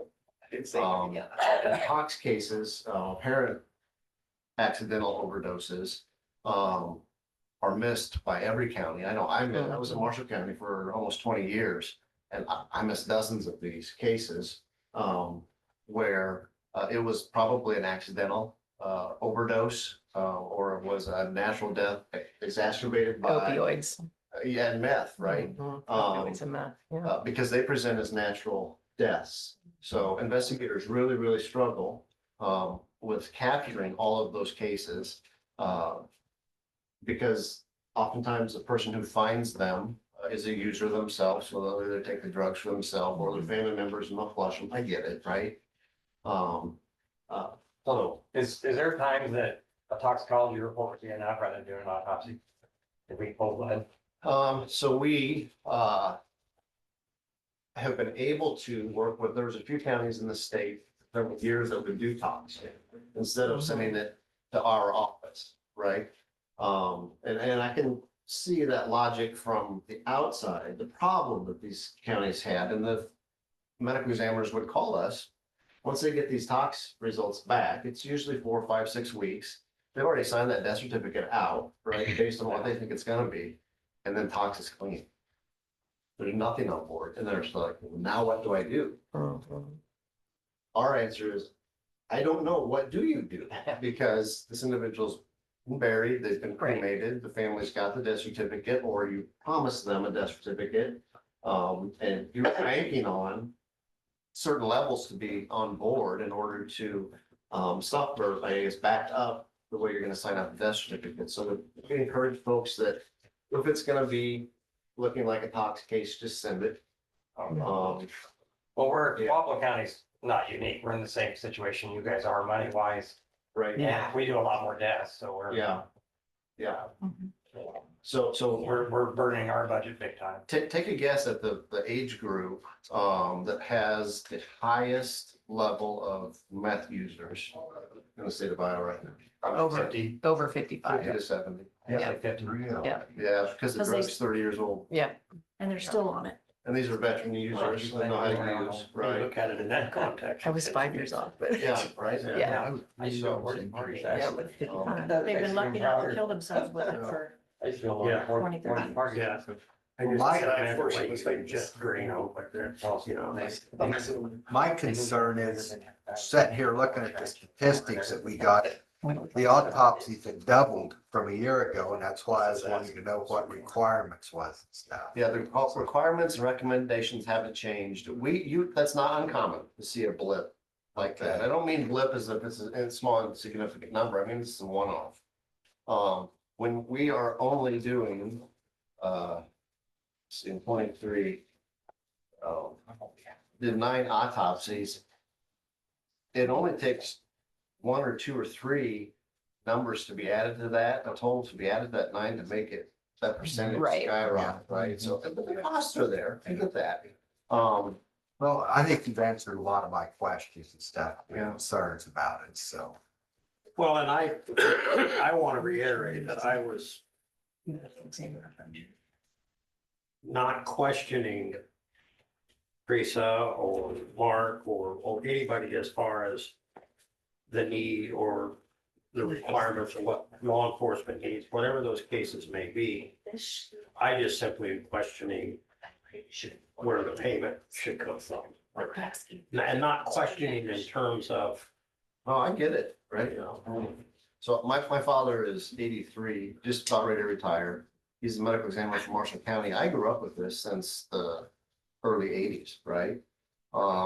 And so I completely understand and respect that. And it makes sense for me to sit back and it's like, hard to argue against that, right? So, the state does. So really, I mean, from it's, one I don't know, preaching to the choir, but it's, we're forced, or have been forced, and maybe to a certain extent, that's a good thing, but we're forced to look at things through a different prism absolutely. than we have I get in it. the past. And so Yeah. we paid maybe a little more attention to Yeah. some of those costs that it wasn't that we didn't pay attention before, but it was, well, the state requires it, so we just do it when we want. But now our funding mechanism is being restricted severely, and so we just, like I said, we look at it through a different prism. Question, this might be more directed to the auditor's office, but I just learned that, okay, that, person dies in Jefferson County, but they're a resident of a different county in Iowa. And so charges for transportation get sent to the county residents. Is that the same thing for autopsy? Correct. Yes. Same thing for us too. And then therefore are those numbers removed from the statistics? Well, we try to. It used to be that we had to initially pay them and then seek reimbursement. So those would get added to the complete cost for our county. But now we're allowed to send it directly to the county and not pay it first. If we can determine that, And not that, obviously Jefferson County residents die outside of the county and you get billed for that, but are those numbers looked at and then removed from the list that like Joe was referencing? the ones that we are sending to another county are not included in those numbers. Were you on the one, just in Wapello County, or suicide, a few years ago? I think so, yeah. I mean, he was a resident of this county, but he was in Wapello County. I don't know if you remember that one. I'm thinking, yeah, I think it was what it was. I mean, that would have been directed back to Jefferson We've been County. directed back to Jefferson now because he was a resident here. And then that would be included in our expenditure numbers. Wherever your residency is, it gets billed. like mental health used to be. He was in his And also truck, he was in his addressing your truck. point, Joe, Were you Yeah. there? last year there were. But he's a resident of Jefferson. He was a 23 resident of 44 Jefferson deaths County, clearly Goes investigated. a back to resident. where his Last year, residence there were is, so. 54 Okay. deaths investigated. So before last year, there was no medical examiner investigator in this county. So we're dependent on someone from Wapello County to come over, and that doesn't always happen. If people are tied up and they can't get over here, wasn't investigated. Right. So I'm not questioning So- you guys. I just wonder what the criteria was. So I don't know if that accounted for the Yeah. 10, Increase. 10 increase, but it went up by 10 on the investigation and it went up by 4 on autopsies. That Yeah, is no- part of what they were trying to evaluate, because it does seem like the past 2 years, the overall expenses for that budget have gone up significantly. Our highest year before last year was 33,000. And the last 2 years, we're looking at close to 50. So that is what they're trying to evaluate, if we're looking at this kind of expenditure level in the future, or if these have just been unusual years. Yeah, in 2023, there were 9 autopsies. Last year, there were 13. So that's up by 4. So I have access to every death in the state of Iowa, everyone. It's about 130,000 line Excel spreadsheet. And then within that database, I'm able to look at deaths in a county by manner. So natural accident, suicide, homicide, or undetermined, and then cause. So basically, I just have all the death certificates for everybody in the state of Iowa. What I do, and I'm happy to do, go back as many years, well, I can go back to 2019, because that's when everything became web-based or digitized in Iowa. And look at, the exact type of case, cause and manner that are being investigated by the county medical examiner's office, and which ones are being sent to our location. I'm confident you're on the right track here in this county because your numbers are static throughout the year. Even when they bump up, you're still getting that 20% investigated, 8% autopsy. So, but I'm happy to take as close a look at that as you'd like me to. Well, I think, to go back there real quickly, gotta keep an eye on things, but to what Shannon said, we're staying, like you say, in that threshold of 20%, 8%. But from the 30,000+ to 50,000+. Good show. Well, and it's, probably numerous contributing factors to that number. Not finding fault with anybody, just strictly looking at it from through the prism, like I said, that we have to look at it. Now that's just, when you start adding all those other areas up, and then it's with the restrictions that are placed upon. So that was where I was coming from the very beginning, not absolutely the job or the requirements or your professionalism or any of that. I don't, if you felt like I was calling that into question. No. Not one bit. I've never felt that. No, but I just didn't know if everybody understood the reasons for autopsy and like Right. when I go to a scene, if I'm 80% sure and I can point 80% at this cause, I'm good with that. But if I walk into a room in a home and this person's dead and it's a 55-year-old woman that's found dead and she doesn't have any evidence of taking pills for her heart. Give us a call on those and we will walk through some things to think about and look at. We used to treat age as the kind of a magic cutoff, well, they're this young, they're gonna go to anchor no matter what, right? So we've gotten away from that as medicine has progressed. And there are things at a house or an apartment or a scene where you can kind of really back into a pretty good medical history. Prescription meds, right? The type of meds, whether or not the counts are correct, compliant, they're not, food in the fridge. I mean, there's a whole lot of items that we can help counties walk. Not that you're doing a poor job, but we are always there as a resource and an asset. The single biggest item that can ensure the success of any investigation is communication and no turf wars and no egos. There's no room for any of that in any of this. Multiple counties have that, right? I'm not going to change that. But the only way a family is truly served to the best of everyone's ability is for law enforcement to be there and paramedics to be there and first responders to be there. County MEI is there, and we glean from the medical examiner side all that information from those players, if you will, because odds are they've probably been at that house before, or they know somebody that runs in that group. I'm a huge believer that first responders and paramedics and ER staff, they have this ability to kind of just have a sixth sense and a gut feeling, right? And I trained about 120 new MEIs last year, and I beat it into the wall that if they have a bad gut feeling, you need to trust that and you need to pursue it, right? Just trust it because they have built this up over years and years and years working with this family or this individual in the community. So it's a huge team effort. No turf wars, no egos. I don't think I've found that here. At least I hope none of the law I enforcement. have troubles a lot. feel like- I knew when I met him, he was gonna be, I'm kidding. I was thinking, we but I sort didn't want to say it, right? Yeah. We sort night shift together, so.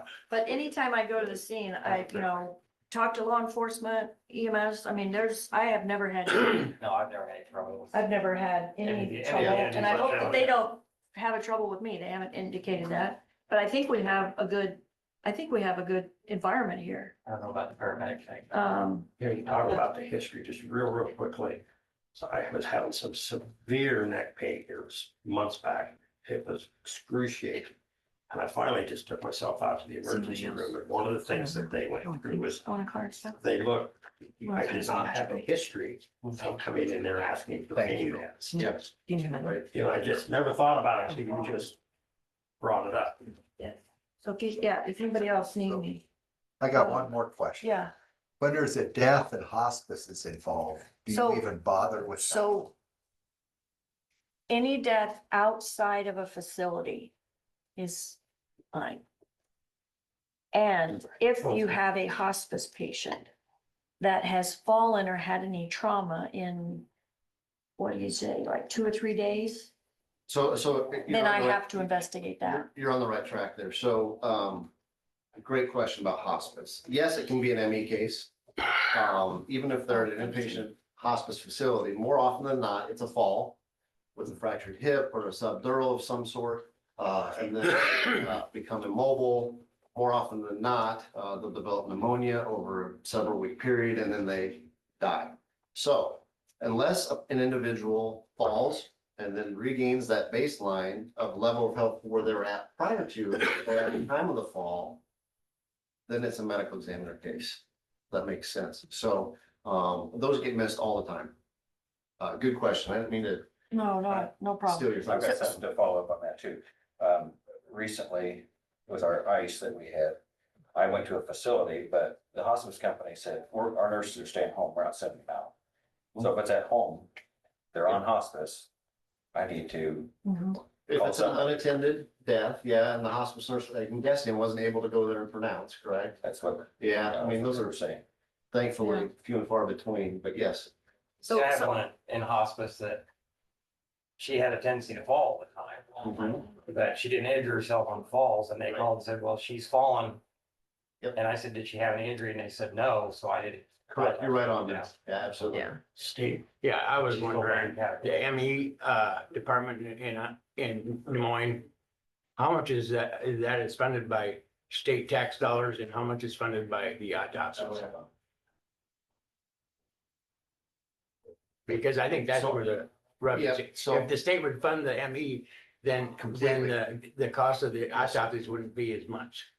Well, I can't answer that specifically. I would need to know what the budget is for our office and then back out the autopsy portion of that revenue that's paid to the office because it's coming from the counties. So I That's a think good that's question. something that, Yeah. that the county really needs as a reference. Yeah, Because good question. they can ask the We're getting state to close pay to more time, money. Lee. It's 4 till 11. Didn't you need us Yeah. out of here? Yeah, I really hate to nip this, but we do have a hard and fast appointment at 11 a.m. that we cannot avoid. Okay. So Is there it's any been a other? privilege for me to be able to come down and meet you, number one, and speak with. Wait, you're not taking it with you? Well, he's busy. And if at any time, if anybody wants to do this again, I mean, if they have more questions, they want to talk about something Yeah, else. I'm happy to make it. I enjoyed it. Well, it was good conversation. I appreciate you coming Yeah. down. And if there's Is there a deliverable that I can provide to you as a board of supervisors coming out? I think Steve's question. I can make that happen. donuts, Well, that's all I'll take. donuts Is there- and coffee. Is there a deliverable? I know I owe you on the child We death. also had a claim that just came through this last week that was significantly higher than what they normally are. I think it was $3,300. And I don't have any way of knowing if that's, Was it itemized out? Maybe it wasn't. it was, there was Okay. a line Toxicology. that was Probably. for toxicology. Yeah, there's tox. And Yeah. what really gets expensive, sometimes we will send brains up to the University of Iowa for a neuropathologist to look at. Itching. Right. So it's few and far between. Yeah, we've never had one that high, but. Okay. I think it was the one lady And that. I'll get, can I get their name? 36 hours. And then I will Yeah. That's fine. follow up with you, let you know exactly what. I'm gonna do it after this. Yeah. I want you to understand what it was like. Yeah. Well, What kind of- no, What's my I homework? appreciate everything that you. Okay. He gave you a card. And And I appreciate what, you know, like I said, I want, I would be good. You'd be good. I don't want, wasn't a question. but This was I very don't know. informative. I would ask the same question. I was working, yeah. This is all the new role, right? Yeah, we have to. We can. I didn't drive through that. I'm gonna stay for the next one. They get. Can you mute us? Yes. Kind of forced to. You want another one? He has an extra. You want somebody else? Yeah. I'm really paranoid about that. Can't do it. Yes, sir, it's okay.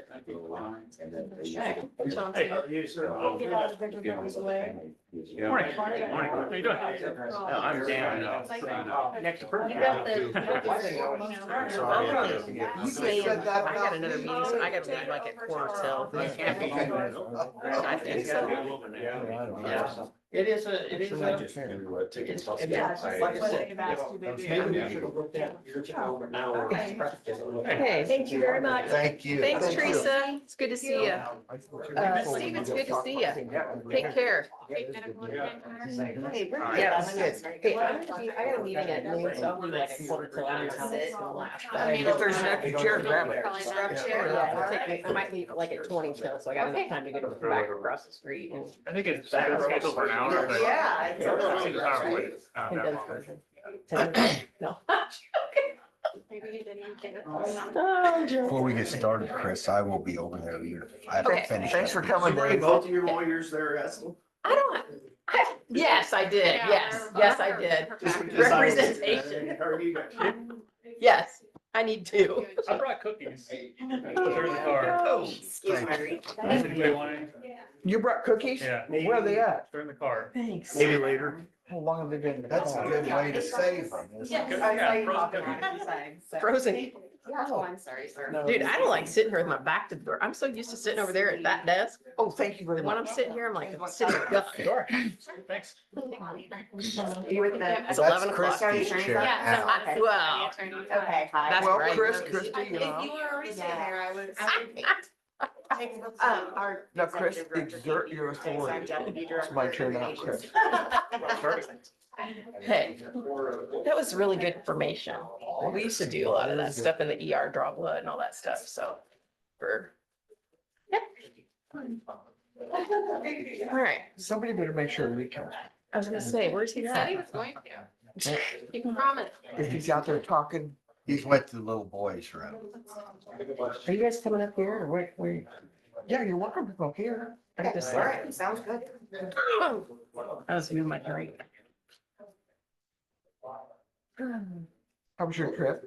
You know, not too bad. It wasn't bad at You're lucky it's not Wednesday. Of course, I'm talking about Wednesday for all day. It's gonna be snowing on Wednesday. Is it gonna be snow? Okay, we have heard a lot of people out here talking about snow and I just haven't been watching the weather. Yeah, right now we're forecast for 7 inches. 7 Really? inches? On Wednesday? Are you serious? Here, I'll show you how to do this. No, I know. I haven't had time to check the Is forecast. this supposed to hit Des Moines as well? Do you know? Well, Just being into. I'll be right there in Des Moines, Iowa. I wouldn't be surprised. Wow. I know, I I'd rather know. have snow than We had ice. snow coming on like Friday. Yeah, you guys, We haven't had 8.55 any inches. yet this year. Jeez. We might be working. Well, snow skiing, are you? Cross country? No, we, a couple toboggans back in the trunk, pull it on, you know. I want an old bobsled. See Oh, my goodness. Rebuilt it. I pull it behind my. I know this is an unpopular opinion. I mean, I went to my core and I do love the Bobsled, snow. you put skis on it or something? Yeah, it's got. I know, it's I know, you little keep kicking me out. bobsled, I right? have to go to the airport on Wednesday. Like, Of course, we're gonna have to all haul. hay the Oh, horses. no. Control it a little Oh, bit. no. Yeah. But it's okay, that so I- sounds awesome. It It's is. fun. Well, yeah, It is. yep. You do it? Just gotta roll I the do. punches, You get, right? you get back there? No, I'm the driver. Lee, thanks for coming back. Yeah. You thought about not doing it, huh? No, law enforcement come and got me. So, I guess we never really adjourned, did we? So first off, I want to thank you for coming and then apologize for the fact that you had to. No, no, that's what we're here for. so. And I will turn the time over to Whomever I'm supposed to turn the time over to, you, I guess. Yeah, I think Okay. that's us. I think you've been working with our executive director, Erica Eckley. She could not be here today. She actually had to go to the legislature today. That always, we never know. We can't predict when she's While gonna there's get. open meeting laws too, I feel better already. Yeah, we can never predict when she's gonna get called over. So you get us today. I'm the deputy director, Kimberly Murphy. This is our agency counsel, Alexander Lee. We're gonna walk you through this. We're gonna do open meetings and then we'll talk about open records. Stop us at any point with questions, concerns, anything that you want to discuss. I know, again, Eric has been assigned to your complaint, but we want to make sure we answer any questions that may be related to that. So just stop us at any point. So you have a presentation in front of you. We call these Iowa sunshine laws because there's supposed to be a light that shines through transparency, making sure that open records and meetings are all transparent. So that's why you see them sometimes referred to as sunshine laws. One of the things we want to just say out the gate, we know you have your counsel here. We're not your counsel. Nothing that we're going to give you is legal advice. We're just educating you on those laws. You can always, of course, go to your very competent, wonderful counsel over here if you have any specific questions, concerns on how it's interpreted within your county. Just want to give you that quick disclaimer. So we'll start with just a little bit of background about who we are and what we do. So the Iowa Public Information Board was created in 2013. So in terms of state agencies, it's relatively new. And it was designed to be an official, efficient, and free legal resource for citizens and government officials. So just helping to educate. I think one of the things when Governor Branstad signed Iowa Public Information Board into law that he honed in on is if there's a question or concern from citizens prior to the implementation of this agency, they would have to go through a lawsuit, which takes a long time, a lot of work to really get a resolution. So this is designed to be able to say, citizens, government officials, how can we work together, figure out a quick, efficient way to resolve issues? So we're here to answer questions. And it's one of the few agencies in the United States that really has this ability that's been created this way. The board is authorized by a specific code section, Iowa Code Chapter 23, and you can see here all the different things that the board can do. We do have 8 members on our board. They're appointed by the governor, confirmed by the Senate. And so we take everything to that board. They can issue advice regarding the applicability of public records and open meetings law, receive and investigate complaints. They can actually prosecute a government body or official in a contested case proceeding under the Administrative Procedures Act. They can issue subpoenas to investigate complaints. So pretty broad authorities look into anything that's a complaint regarding open meetings or open records. Anybody can bring a complaint before the board or an action in state district court, but as we indicated, this is created so you can kind of avoid that district court process, which is really cumbersome. If more than one party brings an action for the board and in court, will stay the proceeding pending the resolution, or court will stay the proceeding pending the resolution by the board. And a final board order is subject to judicial review. So we can make a decision, it can be appealed to district court. So let's see. Oh, also just want to point out, we don't have any jurisdiction over judicial or legislative branches or the governor or the governor's office, but otherwise pretty much anything that's a government body. And we're going to talk about what a government body is. We have jurisdiction over. We can only address chapter 21 and 22 violations. That's it. So limited scope. And complaints have to be made within 60 days of a violation, or again, we don't have jurisdiction. We can also issue declaratory orders, and you will see that we do advisory opinions as well. I mentioned our board members that are appointed by the governor, confirmed by the Senate. These are our board members listed here. And if you ever want to watch any of our board meetings, they're always the 3rd Thursday of the month. And you can watch them live stream or after the fact at the YouTube channel that you see there. Finally, just a quick introduction to our staff. You've met myself, you've met Alexander. I mentioned our executive director. You can see her here, and then all of our contact information. So if you have questions, concerns, you can reach any of us at any time. So that's just a little bit of background, just really brief on the agency before I jump into open meetings. Any questions on the agency? Okay, so we'll get into the meat and potatoes here. So we're going to start with open meetings, which is governed by Iowa Code Chapter 21. Public records, which Alexander will cover, is Iowa Code Chapter 22. So I'm just focusing on the meetings portion in Chapter 21. So we start with just a little bit of context here. So if there's ever a question about the application of Chapter 21, it's been determined that any ambiguity there will be decided in favor of openness. So the real point of Chapter 21 is to make government as open and transparent as it can be. If there's ever a question, we lean in favor of making sure there's that openness. So we're looking at that. How do we decide whether Chapter 21 is applicable to a government body? We start by defining what a government body is.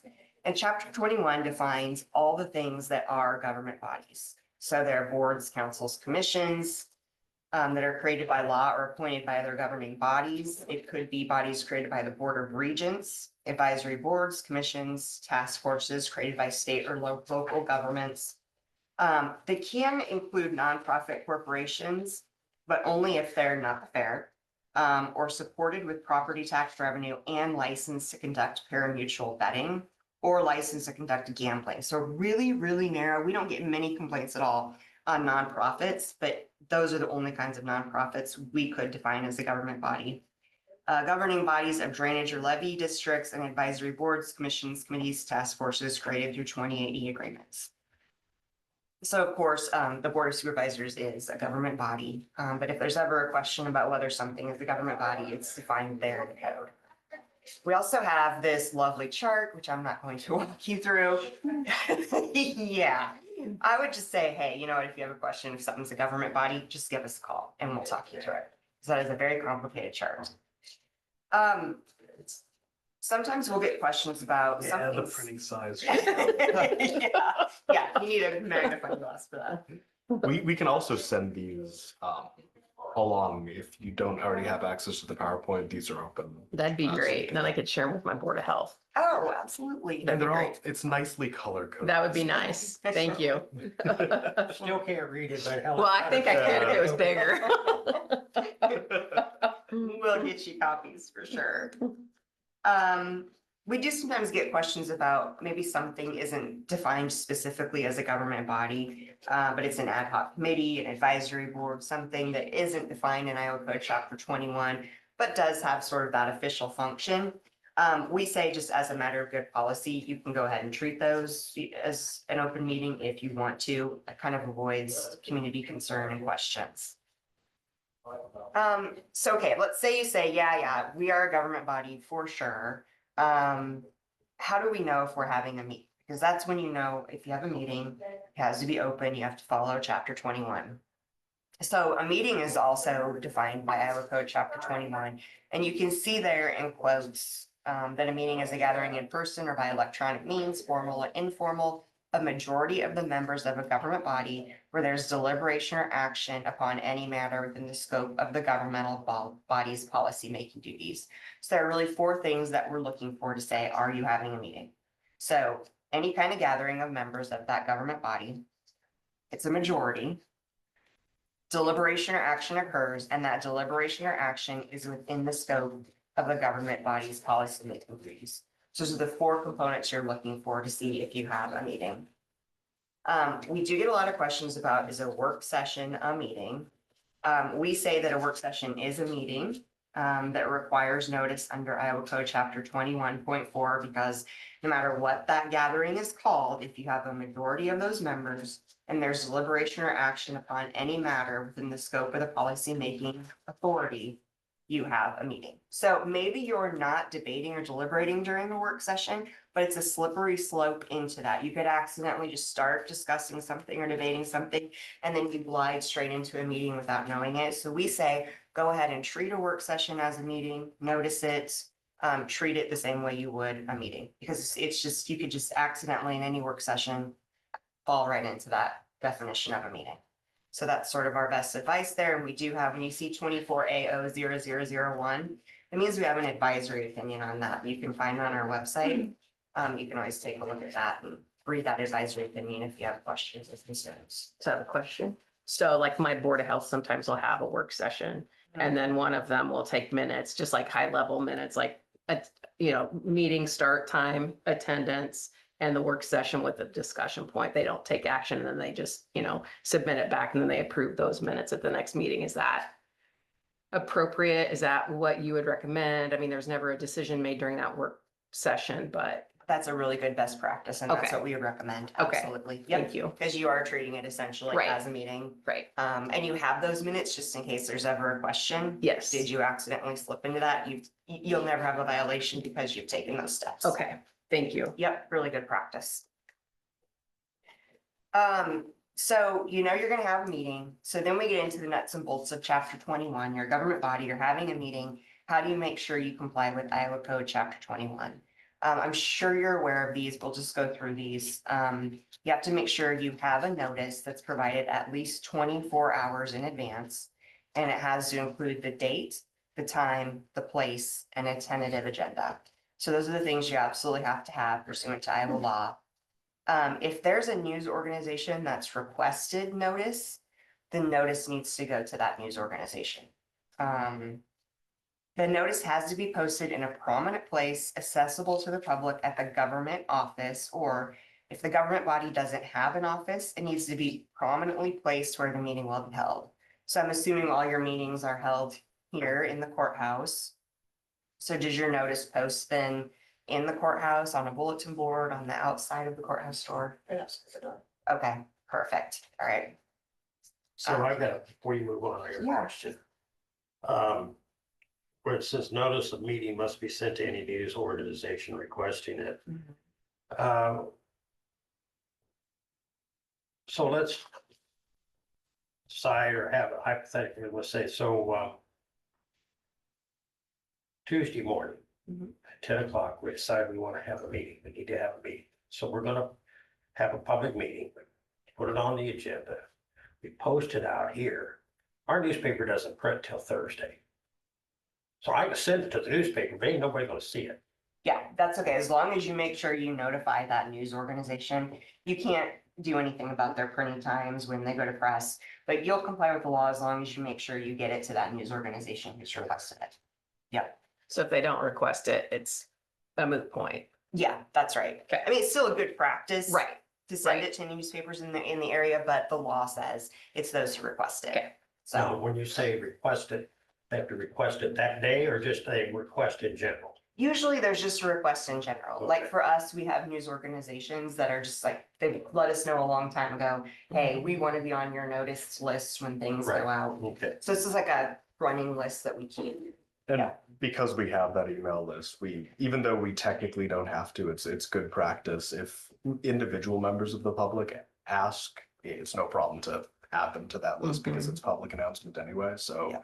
we have quite a long list, but it's just something that we can add into that email and it.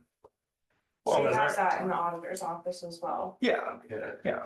And obviously our paper used to print 5 days a week, but Yeah. they don't now have it for a long time and then the other thing is that one day out of the week, they print 2, but one day out of the week covers 3 counties.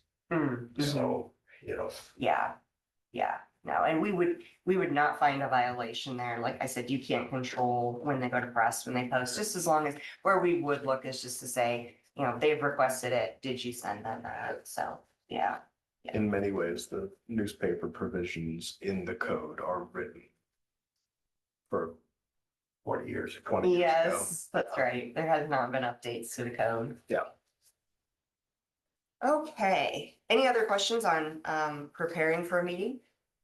Okay, so we'll talk a little bit about agendas, what needs to be in an agenda. A bare bones agenda, like approvable minutes, old business, new business, that's not enough. And to surprise the public of what you're going to be discussing. So we would say that's not sufficient. Also, sometimes in the past, we've seen someone who just uses the same agenda over and over and over again. That's also not sufficient.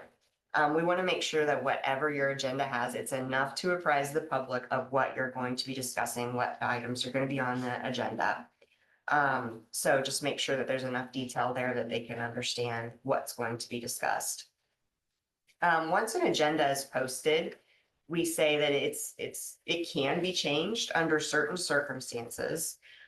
You can, for example, allow discussion and action on an emergency item.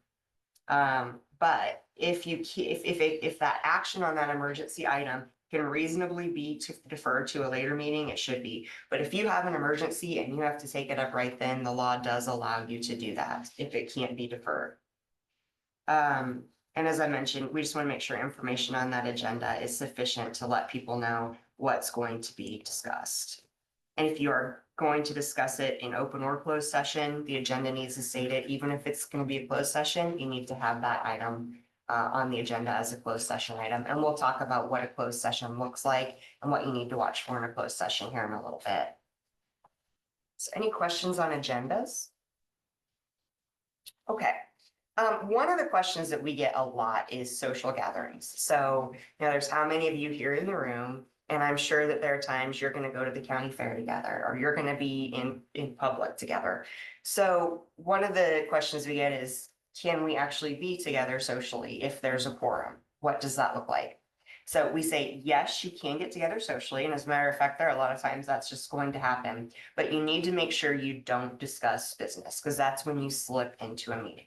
So you can be together socially, make sure you're not discussing or debating anything that falls within your policy-making authority. Can I stop you right there? Yeah, you sure can. So, a lot of times, and we will place it on the agenda if the three of us are going to be somewhere together outside of this location. So for example, the other night, last week, we placed it on the agenda that we were meeting with Farm Bureau. And we went to their offices. Now technically, or not technically, in my estimation, and it was brought up in the meeting that because we are there and there's a quorum, it is a public meeting. Farm Bureau's business meeting may not be public, I don't know. But while we're there, now what we did was, we didn't deliberate, but we discussed the budget, what we had done to the budget at that point, enlightening them as to where we were at in the process. Is that proper? That you noticed it and treated it like a meeting? Is that what you're saying? Or you did not notice it? You just showed up and then? No, we put it on our agenda. In terms We of were meeting with setting Farm an Bureau. agenda to talk about it. So one of the four elements of a meeting is deliberation. And deliberation is a fairly low threshold, but it is a threshold. If you are meeting to discuss information or to receive information, then that doesn't necessarily amount to a meeting. Now, again, it is a low threshold because when you start sharing your thoughts and opinions and saying, well, here's what I think about this, or I'm not really comfortable with the direction that this is heading, what if we did this instead? Those sort of hypotheticals, even if you're not taking final action, can become deliberation. But if it is just receiving information, one of the examples that we give for a purely informational gathering that isn't a meeting would be if new software was being implemented, they had some sort of new email system or new system that you were using to log the budget for the county, and you were being taught how to use that. It wouldn't be a meeting if you're just receiving information on that, as long as you're not sharing opinions about your policy duties as a supervisor. So we actually didn't particularly receive information. We imparted information to them regarding where we were at in the budget process. Again, the meeting was open to the public. None, and I don't know if the Farm Bureau board members were there, but there was no, outside of that group, there was no public there. But it was publicized. It had been on our agenda, which we list every day of the week on the agenda and the different things that are going to take place. And that there was no board decisions made other than what we indicated was, this is what we've done in the budget up to this point. The question was asked, no new taxes, no new taxes. So we were imparting information. Yeah. I think that that's it's a good best practice, even if you don't intend to deliberate or have any kind of decision making. It's a good best practice to notice it like you did, put out an agenda, because then I think that there's no question from the public, right? You've been transparent about these are the steps we're going to take, so that if you do accidentally, completely unintentionally, veer into some kind of deliberation or discussion, you've got it noticed, the public is aware, you've taken those steps, you don't have any violations. So there's nothing wrong with doing that, as long as you notice it, which you did, you know, you have it on the agenda, which you did. So I think that's a good best practice. Okay. Yep. I want to interject here. I sat on the board for 25 years and those meetings are always open once a month. And maybe a half a dozen times we had public show up. Most of the time it's just the board members that show up there. And we basically was presenting information to them on what was going on and they asked a few questions. So I think we had everything covered. That's what we needed to do. Okay. So, yeah, in my opinion. That's part of the benefit of having an agenda is that if you have that tentative agenda, you don't need to say exactly what it is, but if you say what the topic is, we're going to be discussing this, maybe not taking final action, but discussing this, then the public, if they're informed on it, can make their decision of whether they're going to show up for that or not. And if they're not interested, then, you know, you've given them that opportunity to show up. And if they are interested, then they will show up. Yeah, and it heads off a lot of, I mean, unnecessary complaints from citizens too, if it's just that transparency. So it sounds like you did that correctly. Well, and I believe it was on their agenda too. Yes, it was. Yes, it Okay. was. So it was on two separate agendas. Okay, good. Yeah. I just, Yep. But just mentioned that our board of supervisors would be attending and didn't say anything about what we were discussing or anything. Just that we was going to be in attendance. So should we have put on there discussing taxes or not? I see what you're saying. I understand your question now. So it said that you would be in attendance, but didn't say exactly what you would be No, discussing. it just said board of supervisors attending. Yeah, you well, know, that was on their agenda. Ours said meet with Farm Bureau. Yeah, meet with farm. meet Bureau. with Farm Bureau, but not what you're discussing with them. And it was you were discussing the budget or? Yes. Yeah, I do think it would be wise to go ahead and say, meet with Farm Bureau budget discussion or something that at least apprises the Okay. public of the topic. Okay. Yeah. Yeah, does that make sense? Yeah. Okay, no, good questions. Thank you Yeah, for clarifying yes. that. So Lee, I have a question. So like, we're having a county emergency preparedness meeting on Thursday morning at 8 o'clock. And I send it to you guys as a courtesy. I don't know that there's one of you, is somebody assigned, Joe's assigned. So would they have to, sometimes more than one of them will come. Usually they're just attending. The same question though, does it need to be on their meeting agenda for the week that it's a county preparedness meeting? I mean, where does that end? It would be, it might be nice for the public to know. So if you want That to they're say, in- hey, we'll be Okay. attending this, that would be best practice for the purposes of transparency. But if they're just This is a attending, public meeting. I don't know the answer. We don't probably wouldn't post be. an agenda per se, because it's a bunch of community partners. There's not like an official committee with bylaws and appointments. It's like law enforcement, public health, hospital, community partners that are involved in emergency preparedness. So that's my question. Where does it end? Yeah, I would say, is there typically a quorum of the Board of Supervisors at that meeting? If there's two, yes. Yes, if there's Okay, two. And they're, that usually I've happens. been- Not always, but But once in a while, one of the others will show up. yeah. Well, And are you just, But we don't discuss between ourselves. It's to the other board members, Yeah. basically. The community meetings. so are you attending almost just like members of the community only? Do you mean, are you on the committee or? I will say, so we have precedent where if you have members of a board of supervisors, whatever it may be, one government body, and they attend something else as members of a different thing, whether that's a private organization, a nonprofit that they're a part of, something like that, then as long as it is the business of that other organization, then that is a meeting of that other organization. I mean, if it's not a government body, then it's not subject to Chapter 21. Now, if they, you know, there's some gray area there, I suppose, where if you went to that meeting and you said, well, okay, since we're all in attendance, it'd be really nice to just settle this one issue that has come up at our meetings, and I just figured we could talk about that now because I have some opinions to share, then that gets into that meeting territory. But if you're just attending, even if it's multiple people there, I would say, based on what you said, that's probably safe. Okay, because so there's two different meetings that this happens to. One is the EMS Advisory Committee, of which you are a voting member with a posted agenda. The other one is just a county preparedness coalition. So in the EMS Advisory Committee, they're a voting member. So Okay. then they would need to post that on their agenda. But for the emergency preparedness meeting, which is just a bunch of community partners talking about what we're doing for preparedness, they would not need to do that. That's what I just heard, but I'm gonna take issue with that, and I'll take issue with you guys on that. Yeah. I'll tell you why. We should be listening. Because well, we I just wanna appoint make sure. somebody from this board as a voting representative on the advisory committee. Yep, But I'm a voting member of 1015 Transit. I'm a voting member of Area Regional Planning Commission.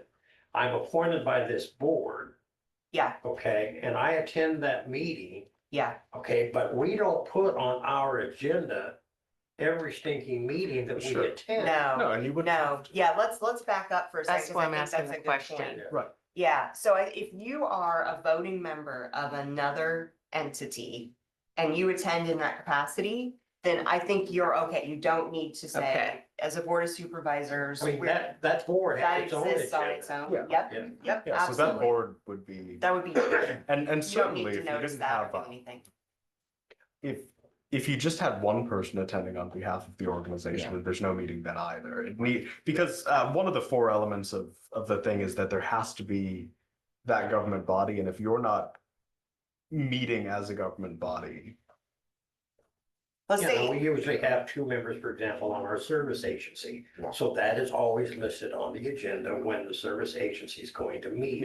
Yeah. Because they make decisions and on those things. Yep. And so, and I understand where you're coming from. I just wanted that clarification on that Sure. point. yeah, Because each of us have about, I don't know, 12, 14 different yeah. yeah, boards we sit on. There isn't enough room on that paper. Yeah, yeah, and I think it is a matter of thinking about what hat you have on. If you have on a hat for a completely different, government body, but there are two of you there, you're wearing your hat for that other government body. You just have to make sure you don't slip into your board of supervisors role and discuss anything that's within your policy-making, authority, deliberate anything. You make sure you bring that back to the board of supervisors for that meeting and So that in that discussion. situation, Yeah. when there would be two of us there, one of us should just be listening, not talking about. Is that what you're No, saying? no, you can do whatever you need to within your scope of authority with that government body. Mhm. So, But when they start asking supervisor stuff. If we're asking for money. you can still respond to those, just make sure the two of you, whoever the two are on that other government body, you don't start saying, well, as board of supervisors, we're going to take this action. Yeah, you just need to make sure you keep those two things. Listening. And essentially what you say is we're gonna put it on the agenda. Yeah, that's what you guys usually say. Yeah. Yeah, we'll Exactly. take it back. So the best Exactly. thing is don't set together these other meetings. because again, if they said, hey, we're discussing this budget item, what do you think is the board of supervisors members of this budget item? And you say, and you convey that information, but you're doing so as part of a different government body, that's fine. I think, again, what we would want to avoid, and where you might be getting into that meeting territory would be if you started trying to settle your board of supervisors business between each other as a majority at that meeting. And I don't think from what you're saying, that's what's happening. I agree, and I know it's sometimes tough, but I think it's a matter. It's difficult when you have yeah. multiple roles in the community, Yes. but as long as you're, as Kim said, you've got one hat on, I'm a member of this board, or I'm a representative to this, action group that we've created within the community. Perfect timing. Yeah. That is, I like that background. It's very soothing, isn't it? it's my phone call. So Let does me that turn make down the sense? volume, I'm And sorry. we're very sympathetic, especially in small communities, to having to wear all those different hats and understand you're gonna have to take one off, put a different one on. So we get that. We're not gonna come down on you for those kinds of things, as long as you're careful about making sure that those roles are succinct and different, and that if you are taking something that's a board of supervisors issue, you're not discussing it at that other issue, you're bringing it back to the board of supervisors meeting to discuss and deliberate. So, does that make sense? Yeah. There's That does not- to me. Okay. Yep. Okay. Thank you. Yeah. Sorry, it took a little bit. No, these things get so murky. It's amazing how something that seems so simple gets murky fast. So as we talked about, just if you are having a social gathering and you're all going to be there, we recommend go ahead and prepare a notice of the event, and that just stops people from complaining or second guessing about what you're doing or why. So we just say that's probably a good idea. Okay, so then there's a few more slides here on attendance and at social and ministerial events. And we just have some best practices here again. So for example, if you're at that social event and you want to avoid looking like you're having any type of deliberation, and the public asks you something, just make sure that you take the information, ask clarifying questions if you need to, but avoid commentary on the topic that starts with things like, I think we should, I feel this could. And so you're at the fair and you're all together, you're in a majority, and someone says, hey, can you tell me about your position on the budget? Yeah, you could say, great question. We'll take this up at the next Board of Supervisors meeting. Or, just make sure that you don't say, my opinion on this is, what do you think? And then you start to discuss it. So just be really cognizant. And we have some phrases here that we think kind of help to avoid any appearance of impropriety. So avoiding things like, I think we should, I feel this could, I support this, won't support this, my opinion is, just to kind of help you out there, because I do know social events, ministerial events, you have to attend those. They can get kind of tricky. So we just have some continuing best practices there that you can take a look at if you're going to be at a social or ministerial event. Another issue that comes up quite a bit is email. So can you create a meeting by email? Yes, you can. So if one of you sends out an email to the others, you're all included on that email. And one of you says, I think that we should, and then everybody starts to weigh in on it and you start to actually create a debate on email, you've got yourself a meeting. So just need to be cognizant of that with email. One of the best practices we recommend is doing blind carbon copy for the other members so that someone can't hit reply all and accidentally start a meeting. So just be cognizant that email can start meetings. So you kind of have to be careful there too. Make sure you're not hitting those components of a majority of you discussing, deliberating issues that are within the scope of this. So then minutes, yeah. So I get an email from John Doe and Mary Smith. And maybe about a road, something about a river bridge, whatever the case may be. And whether I know the answer to the question or not, and so I'll say, well, I'm going to, Mary, I'm going to send you to the county engineer's office, they yada, yada, yada. And I CC the others so they know that I communicated, because especially if that's, how do I say this? If that email was addressed to all of us, I make a response and I send them to the engineer's office. Am I not supposed to CC them on that? No, that's totally fine. Yeah. That's completely legitimate. That's completely legal. Where you might run into a situation is if one of them responded, and you were all included on that, and said, no, I don't think that we should do this because I believe that road should be closed forever. And then you start a discussion about that, right? Then you've got issues. But if you're just forwarding someone to another location, you're just responding to their question and you're copying the others, you've got no problem. Yeah. It's when you begin a debate or deliberation within the scope of your decision-making authority that you have a problem. And then the only reason we bring up the BCC is so it's not because that's required, it's because that gives the possibility of somebody hitting reply all and accidentally starting something. As long as you're not doing that, as long as there's not that opinion sharing discussion. So I signed a compliance report the other day for Jackson Point housing. And I sent that to the individual that sent it to me, and CC the attorney and the other board members that are on the Jackson Point Progressive Housing Court. It was just, so they have a copy of what I signed. Yep. And there was no discussion, I just perfectly fine. Yep, that's ministerial, that's part of, yeah, that's We don't want to stop you from doing business. That's an absolute legitimate thing to do.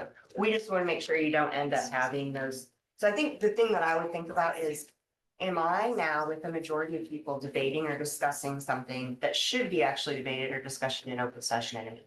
That's really where the issue occurs. And just the same with, Thank you. Sorry, I have another meeting. No, you're fine. and just the same with, emails before a meeting. This doesn't prevent you from bringing business that's going to be discussed. So if you say, hey, I heard from Mary Sue that there's an issue with the road, we might need to incorporate that into our budget.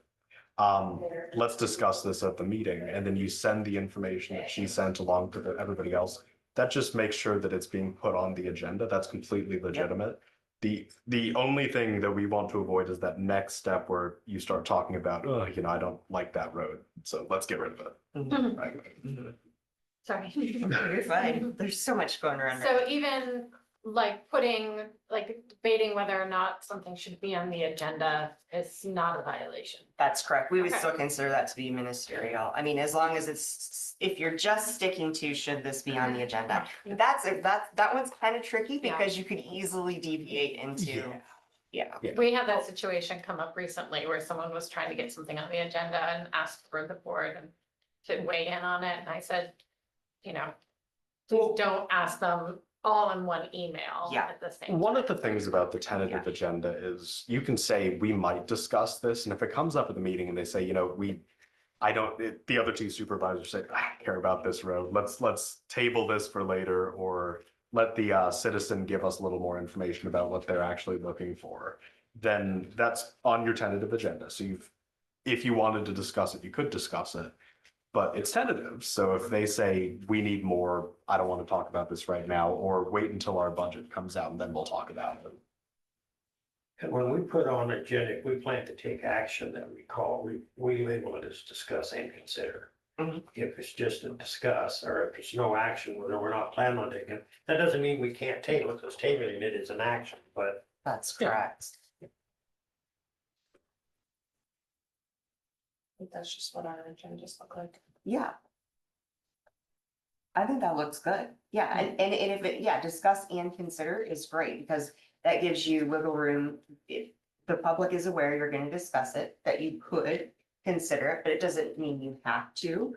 It just gives you that option if you decide to, that you can do that, and they're aware that that's a possibility. So I think that looks really good. Yeah. Yeah, that's great. For the most part, when they're trying to decide if something's on the agenda or not, it's our office that is the go-between in the discussion. Perfect. Well, I think that's a really good best practice. Okay, any other questions on that before I move into minutes? Okay, and then I'm assuming you're taking minutes then too. Okay, perfect. So you're probably aware, we'll just cover it really. Minutes just have to be, I think a lot of people think there has to be a ton of information in minutes, but minutes just really need to show the date, time, and place of the meeting, members present, and action taken at the meeting. All votes have to be recorded, but a unanimous vote can be just noted as unanimous, assuming that it truly is unanimous. And then, as you know, minutes become public record as soon as they're complete, and they have to be published as required by law. So any questions on minutes? I know it's So I take a lot of notes and then they get typed up, and it is all of those requirements, all the extra is available, but what's published is, their actions and those sorts of things. perfect. Yep, I take our minutes, and mine are really just kind of clean like that too. So the only exception there would be closed session, which we'll talk about here in just a little bit. Here's an advisory opinion for minutes if you ever have any questions, 23AO0007. Another question we get a lot is, do members of the public have the right to speak at an open meeting? Just to be clear, there is no requirement that you allow public comment at an open meeting. What we do say is that Iowa Code Chapter 21.7 allows you to control your meeting and to set reasonable parameters to control your meeting. Just make sure that if you do set parameters, that they're uniformly enforced. So we get complaints a lot. There's a controversial issue. It seems like the chair of the Board of Supervisors lets people who are favorable to his position talk a little bit longer than others. Those are the things you want to avoid. If it's 5 minutes, hard stop, regardless of where you fall on the issue. So just so you know, you do have the right to control your meetings. So let's spend a little bit of time talking about closed sessions because we do get a lot of questions and concerns about closed sessions. So they can be held only by a vote in open session. So as confusing as that is, a closed session has to have a vote in open session to enter closed session. And it has to be 2/3 of the members of the body or all members present. And you have to cite to a very specific reason for a closed session. And you can see the next 2 slides are the reasons why you can hold a closed session.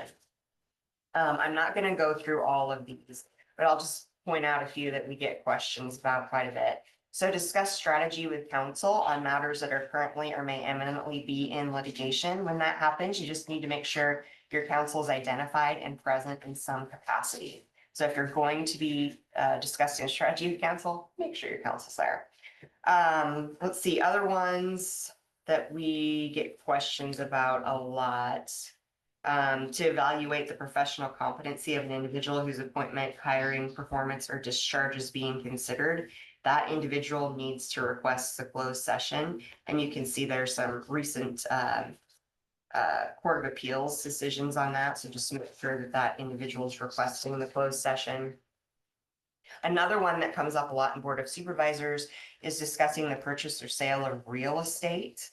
One of the things I want to point out there is if you do go into closed session to discuss the purchase or sale of real estate, the minutes and audio recording of that closed session are no longer confidential once that transaction is dropped or completed. So that's kind of an unusual exception within closed session. So just be aware of that. Now, there may be other sections that govern closed sessions for you, but this is just chapter 21. So if you do go into a closed session, note, no additional topics can be discussed. We've had some really strange cases where in courts where people get those closed session recordings released pursuant to the court filing. And the next thing you know, that closed session covers a whole range of topics. So you can only discuss what you're in closed session to discuss. That was the DeWitt School Board case, if you heard at all about that. In closed session, I mentioned this earlier, closed session does require detailed minutes, unlike an open session. So those have to have detailed minutes. They have to be retained for at least 1 year. They are not public record. The only exception is that real estate, issue that I was discussing. Those become open to the public as soon as that transaction falls through or is completed. If you have a Board of Supervisors member who's not there for the closed session, but they want to review the minutes of the recording, they can, but that's it. Otherwise, and your lawyers, otherwise it needs to maintain its confidentiality. Go ahead. First off, am I correct that when we go into closed session, even though we cite the code, we should list a specific purpose for the closed session? Yes. Yes, red polka dot. Well, what I would say is you need to cite to, like, say you're going to discuss real estate. I would say pursuant to Iowa Code 21 point and whatever section you're using. And I would literally say in my agenda to discuss the purchase or sale of real estate and cite to that section in the code. Okay. Yep. You don't have to give an address of the real estate. No, Okay. no, but you want to cite that exact language from the code. Okay. Yep. So you're explaining why you're going into closed session, but you don't need to disclose the things that are protected by closed Nope. session. So then the other question I have is that, and I understand what you're talking about once the sale is completed, but just generally, or generically here, the minutes of the audio of the recorded closed session are not open to with the exception of the real estate transaction, are not open to the public. That's correct. Yep. And I'm just curious as to, and obviously we record this and we have these minutes and they have to be detailed minutes, but nobody gets to see them. What's the point? The point is, in case there is a lawsuit filed and they're discoverable in that lawsuit, you can prove, yes, we had a closed session and yes, it was a lawful Well, closed session. so I get that part and I have Yep. my attorney has them and I Yep. understand all that. Yep. I just was questioning. That doesn't make a lot of sense. You have to preserve this when no one may ever see it. Right. Yeah, but I think that's why. Someone may see it. Yep, It also preserves it for the board, so you're able to review the discussion. yep. Yeah, no, I totally get what you're saying. We have, closed sessions that are preserved that nobody may ever see, but if there is something and we have to disclose those, then we're transparent because we have that to show, we did this lawfully. But we don't have to provide them to the public. You should not provide them to the public. Unless it's like that real estate example, or your attorney says to you, hey, these have to be released because of X, Y, Z. But no, otherwise those are confidential. Okay, Absolutely. that's good. What I wanted to know. So can I ask a question on that too, since I'm right into the office? Only person that should be asking us is, say, like our county attorney or a lawyer involved in a case. Now, a lawyer involved in another case has to bring a court order. These are county records. Okay. Yep, so just your county attorney. Or if you have, Or one of these technically, guys. if there were, let's say, two members of the Board of Supervisors, one of them was absent, two of them were present, they went into closed session to discuss real estate contract. If the third one came back and wanted to listen to that session, they'd be able to. So that's the other exception. Yeah. That way they're not excluded just because they happen to be absent that one day. Absolutely. Okay, so, and then just make sure if as a result of that closed session, you're gonna take action, you have to come back to open session to take that action. Can't take any action in closed session, that's just for discussion. Okay, so then I'm gonna cover electronic meetings real quick here, and then I'm gonna turn it over to Alex to talk about public records. So are you aware? Just a really quick question here on what you yes, just said. So we come into this sometimes where we have a necessary private conversation in closed session, and then the wording of the action that we're going to take is complicated because it will disclose confidential issues that were discussed in closed session. So sometimes I've seen the board make a motion that the board moves to take the action that was previously discussed in the closed session. I think that what would you recommend is in a circumstance like that where they can't actually, without disclosing a confidentiality, take the necessary action? You can do that, yes, and we've done that too as a board. And I think we did that in our last closed session. We came back and on the record said, take action as discussion closed session. Yeah. Okay. That always seemed kind of gray area. Yeah, I mean, it's better if you can avoid that and be transparent with the action. But if the action is going to disclose something confidential, then you can't do that. So for example, with the attorney-client discussion, if you said, well, here's the strategy that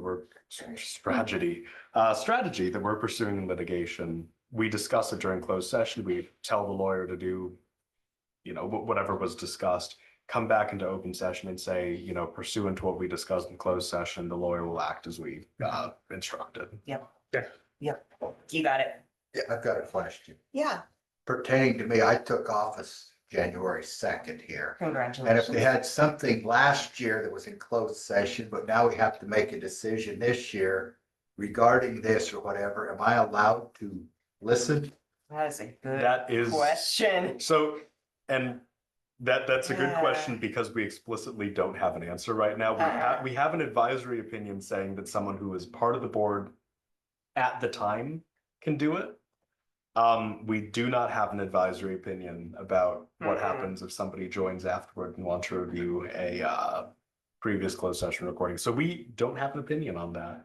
Can the attorney bring me up to speed on it? I mean, Definitely, yes. 100%. Informally, Yep. and this is not my legal advice, nor is it the opinion of the Iowa Public Information Board. I think the same authority that we relied on in that advisory opinion would probably extend to new members. Who would be the other side of that if there was a complaint? The only thing I can think of is if you have a contentious election and one of your board of supervisors that was ousted complains. That's really the only thing I Or can if think an of. employee requested. If it was an that employee it session. be, Oh, a yeah, closed yeah. session and then. So it's closed for them. And same Yep. for school boards. School boards have, like, to expel a student can be a closed session. So if somebody came in and was reviewing that sensitive information afterwards, Again, so in the advisory opinion, and I'm going to avoid getting into the weeds too much, but in the advisory opinion, we rely on an attorney general's opinion on that section, which talks about how the legislature couldn't possibly have intended to prevent someone who was part of the board just because they missed the meeting from participating and being aware, and like, because otherwise it would necessitate having to have a second closed session unnecessarily. The same logic, I would argue, could apply. If you ever find yourself in that situation, you should probably write us, and then we'll have a new advisory opinion. That's the way to go. Yeah, it's a really good question. I've been dreading that question coming up because I know that it exists out there. Like, it could happen, and then Can you deny an employee's request to go into closed session? Because Yes. it says here that nothing requires you to hold a closed session. you can. We actually we have a case. I believe it's 24-112 or something. Whatever the case. We had one case where a corrective supervisor, who's a jail administrator, had some sort of disciplinary thing that was reviewed, and he had requested a closed session. The commission head or the commission chair said, no, we're not going into closed session. This is going to be public. And a complaint was filed on the basis that he had requested a closed session and they hadn't properly considered it. But because 21.5 doesn't require a closed session, solely at the we board's didn't find a discretion. violation. Yep, It was it within is their the board's- discretion. And you can imagine a lot of circumstances why the board would want to be public about what's happening there. Another area of the code could potentially say otherwise. So chapter 21 never requires closed session. I can imagine for a hospital board, for example, there might be a HIPAA issue. It's not an area of the law I'm familiar with, but I can imagine that might be required Just elsewhere. in the thinking code. like employee personnel files. Yeah.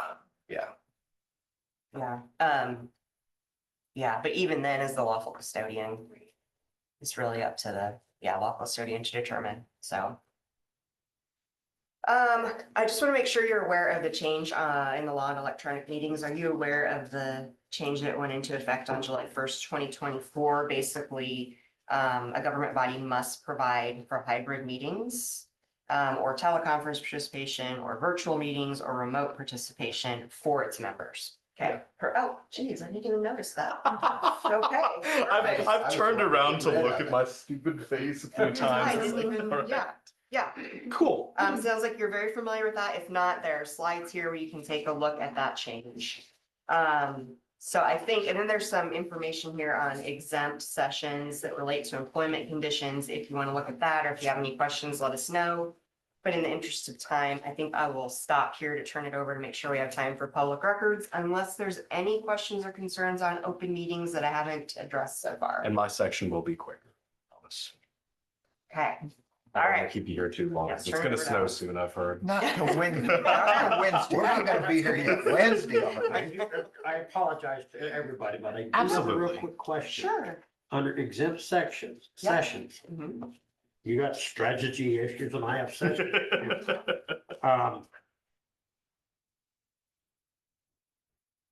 Governmental this- body to discuss strategy in matters relating to employment conditions of employees of the governmental body who are not covered by a collective bargaining agreement.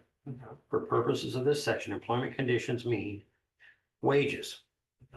So are we talking about a specific employee or are we talking about county employees altogether? And are you saying that we can go into negotiations in a non-public environment to discuss wages? For that sort of collective bargaining, it is exempt from chapter 21. It's governed by other sections of the code. So 21 is essentially carving out those labor negotiations as something that is a different type of meeting that isn't covered at all by 21. Doesn't apply to us at this time. Yeah, but it says here, governmental body who are not covered by collective bargaining agreement. So that's if there's a chapter 20 And again, it's not an area of the law that I'm terribly familiar with, but in this case, so there's the collective bargaining agreement. If that applies, that's its own thing under Chapter 20. But if you're talking about those sort of labor negotiations otherwise, then, and there's not a collective bargaining agreement, then that is exempted from Chapter 21. And that is, by virtue of being exempted from Chapter 21, something that we don't have direct experience with. Well, and I'm not advocating, nor would we go into blind meetings or whatever to discuss wages. I just saw that and it Yeah, struck me as odd, because to me, that seems like that would be something that the public should have access to and be able to observe the process. yeah, there've just been special protections made for that. They're outside the scope of our jurisdiction. And again, that would be where you would want to definitely talk to your attorneys if you think that you may have a situation that would require an exec session. All right, so second half, public records, same idea. Obviously, if you have any questions, feel free to shout them out, and I'll be happy to address them. I am going to be covering things a little bit more briefly because I know that the nature of the issue for this case was Chapter 21. But just to cover Chapter 22 as well, public records, pretty broad. So any governmental body, including officials and employees, covered by Chapter 22. And this deals with all of the public records that office or government body, whatever it may be, may produce. That includes documents, it includes emails, it includes, or it can include notes and contracts and recordings and texts between members of the body if they relate to that government business. Each body has to designate a lawful custodian and announce who holds that responsibility. A lawful custodian can be just the clerk, or it goes to a collective email for that government body, whatever the case, as long as it is announced to the public. Can I ask, it's Yes. very clear that in a county organization where there are sub-government entities, that each sub-government entity is the custodian of their own records, right? You can't send a blanket public records request to the Board of Supervisors for records that are held at a sub-municipal agency. Political subdivisions are subject to their own, they are their own lawful custodian. Okay. If they wanted to delegate portions of that responsibility, I know that oftentimes a county attorney might be involved for confidentiality issues. What I'm getting at is most of the agencies of the county all share the same email system. Yes. And so it's my opinion that each agency still is custodian of their own emails, even if the county pays, the supervisors pay and essentially administer that email system. It's convoluted, but that's correct. Just because they write they sign the contract for the emails, the entities have their own custody. That's correct. Is that there's actually a piece of legislation right now moving through the Capitol with Department of Management at the state level with that exact same issue, and Department of Management saying, hey, we're not the lawful custodian for the whole state. Right. So very similar situation. Yep. So in terms of just distinguishing public from private records, the next two slides deal with private communications on public devices and public communications on private devices. Now, Kim and I, just from our employer, I have my private cell phone that's charging at the moment because I was listening to music on the way up. And I have my government device, which is how I communicate anybody who calls me related to my government job. If they somehow knew how to contact me on my private phone, I would insist that they talk to me on my government issued cell phone. Now, not everybody has a government issued cell phone. Best practice then is to communicate only on a government email. So for me, it is alexander.lee@iowa.gov. And by separating those out, I ensure that there's no confusion, because if I had a public government related communication on my private device or a private email account, that would still be subject to Chapter 22. And the distinction that these two slides talk about is it is the nature of the communication rather than its location, which determines whether it could be subject to a public records request. For lawful custodians, just very briefly, there should be a policy in place within an organization, whether that is a formally stated policy or just an informal understanding, that private devices, if there are public communications on them, could be subject to a lawful custodian's response to a public records request. There needs to be access if there are public discussions being had on those private devices or accounts, which again is why it's best to keep those things separate so that nobody's digging through your emails. Best practice says again that you develop a policy governing the use of private devices for government business. And then what to do in the event of a public records request, because we have had, I think even recently, we've had cases where people just communicate using the emails that they had before they were elected, and then it's very difficult to work through. And it's an extra hassle for the lawful custodian, whoever handles those requests for your organization as well. I have one who's just, as this poor county attorney who's trying to get in contact with a bunch of former members who have all of the things stored on their private devices, which is not fun. Government moderated social media, I'll skim that briefly. Essentially, if you have a social media page that is a public record, if it's related to that government entity. Now, it's a little bit different if you have somebody who has a candidate, public facing page. But if we're talking about the Board of Supervisors Facebook page, that is considered in and of itself a public record. The flip side of that, we have a recent opinion talking about how you can, in the event that that record is requested, refer somebody to that social media page. That's discussed in more detail here. Again, I do want to be cognizant of time. And this is covering what we talked about before. So who has the right to examine public records? Any member of the public is able to make a request, including somebody who wants to make an anonymous request, including private entities as well. So not just individuals, but a corporate entity or a charity could make a request. The government body cannot create a condition to say, well, we need more information about you. We need you to do more to communicate your reasons, for example, for filing a request. There doesn't need to be a reason. Bad reasons are allowed because every member of the public stands the same in relation to Chapter 22. Governmental bodies can control the terms and conditions of examination of public records, and they can also charge reasonable fees. So the reasonable fees are based on actual costs. Actual costs include only the direct costs and not things like the electricity or property rent, but they do include, if you have the IT department, their hourly wages could be included in that fee, as could printing costs, the cost of a USB or a some sort of external drive to communicate with. All of those can be included, but it needs to be based on actual costs. It needs to reflect the cost of the governmental body and no more, because otherwise the governmental body could use it as a revenue generating opportunity or to set unreasonably high costs to keep people from making requests. Neither of those are allowed, but actual costs associated to the government body are permitted. Those can be charged up front.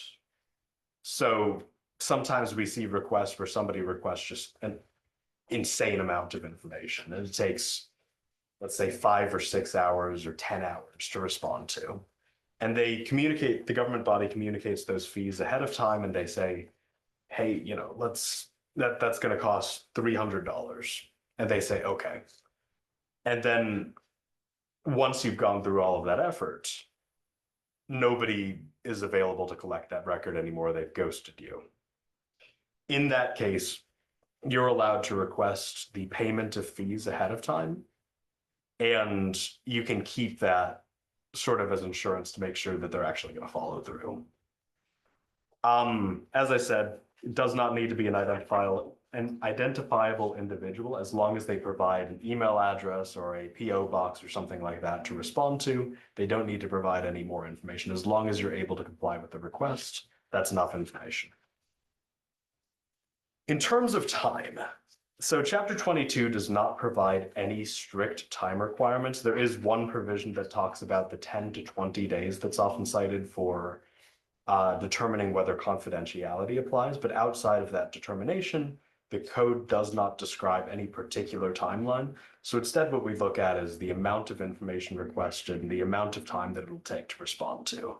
And to avoid an unreasonable delay, it would depend on the facts rather than some specific amount of time. So if somebody requests your meeting minutes from 2 different meetings, that should be a relatively simple request. There's no dispute about confidentiality. This is Leo. Hey, sorry, I haven't Sorry. been back No with you. worries. I've just been I did it too. I did it too.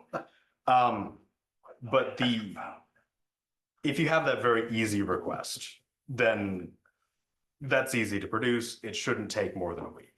So can I just real quick, if somebody requests information that's on our website, we just direct them to the website and then it's there. You could direct them to, it depends on the size of the website. So if you say, go find it for yourself on your website and you have tons of documents, then that might not be enough. But if you say, here it is at this link, that would be the equivalent of giving them a PDF. You can provide it in Well, that whatever was going to format. be my next question. So then I provide them information. Does it have to be in a specific format? No. So that's the thing about chapter 22. Chapter 22 can only be used to request documents that exist. So if they request your budget and you have a spreadsheet with your budget, then you can give that to them and presumably it's a public record. If they say, hey, can you give me an itemized breakdown of this particular item talking about road construction, but the only thing that you have is just that top line because you haven't made that breakdown, you haven't negotiated the contract, just here's what you have right now as a record, you only need to provide the record. Chapter 22 does not cover requests for information unless they're part of a record. So the government body never has to create a new record to respond to a request. And it also, chapter 22 also doesn't include a retention requirement. So if you have a policy within your organization that says we're going to delete all emails after 5 years, or all records, contracts, those are going to go to the archives, they're going to go away at a certain time. As long as you're following that retention requirement, chapter 22 doesn't say, hey, you need to keep these forever. Right, and we actually just got rid of a ton of files pursuant to our retention. Essentially, as long as the government body has it, then that's a public record that could be subject to a request. If the government body doesn't have access itself, then there's no more issue. It's not a public record anymore. So. But there's no specific 20 years or 15 years. Or No. 2 minutes or. No. You can make your own policy. I think there would be a potential violation if somebody requested something that you did have and then you deleted it. Right. Right, because then that's a little bit different. But if you have a retention policy that you can point to and say, well, we delete these things after 5 years and you're requesting something 6 years ago, we don't have it anymore, it's not available anymore, there's no violation then. So in terms of reasonable delay, the biggest way to avoid unreasonable delay is just to communicate. So if you have a request that's going to take a month, and you know that it is just because of the volume of records that are requested, you can say right at the outset, hey, it's going to take this long, here's why. You don't need an in-depth explanation, just say, you've requested 1,000 emails. Do you want to proceed with this? You can quote them a fee. If they do want to proceed with it, then you're going to take more time. If there's an additional delay that comes along, you say, there's been an additional delay, here's why, here's the new date that it's going to come out. Those communications avoid a situation where the requester can say, well, they're not complying and they're not responding, and so there's a constructive denial. As long as you don't do that, you're likely to be in the clear.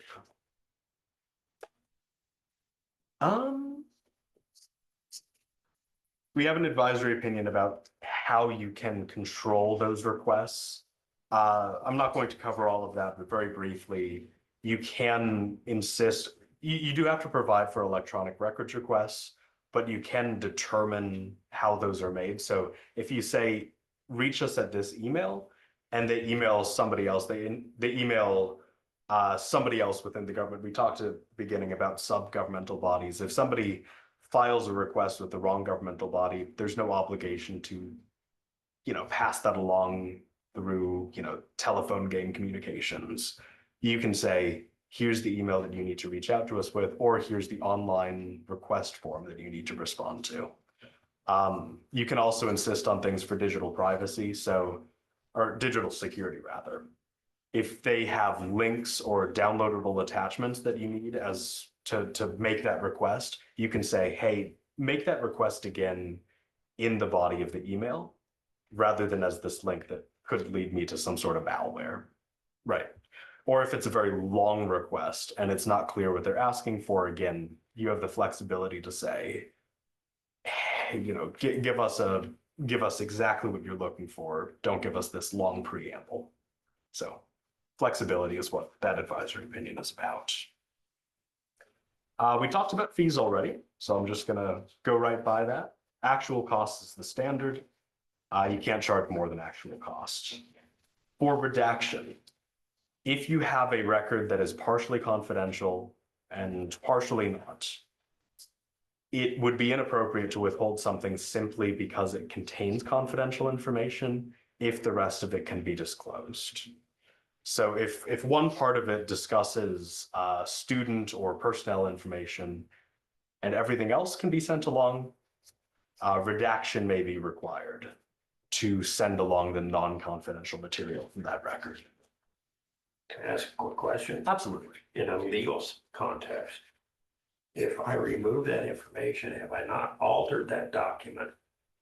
Does that become a legal issue? No, as long as it's just redaction. So as long as you're protecting those confidential aspects and then releasing the rest of it. Okay. I mean, if you, I mean, like, it would be fairly standard for us to see things that are just like blacked out, right?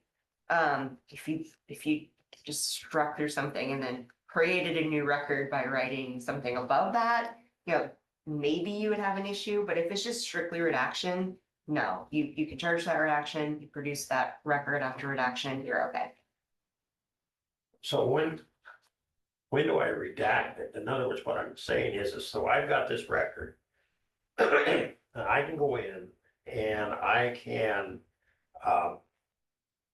shall we say, highlight and copy, print the text in open another blank document, print the text, then eliminate the section rather than actually physically blacking it out. So you're almost like you're taking sections of it and copying it. Well, yeah, so let's say, for example, I just highlight all of this and I copy it, okay? And then I print it onto a Word. And then I eliminate fees and legal review. I just delete that so that it no longer says that up there. The body of the document is still there, but the information that was confidential. Lee, that's not a redaction. But That's why I asked the question. Yeah. Is that altering the document then? And that's a legal issue. That was.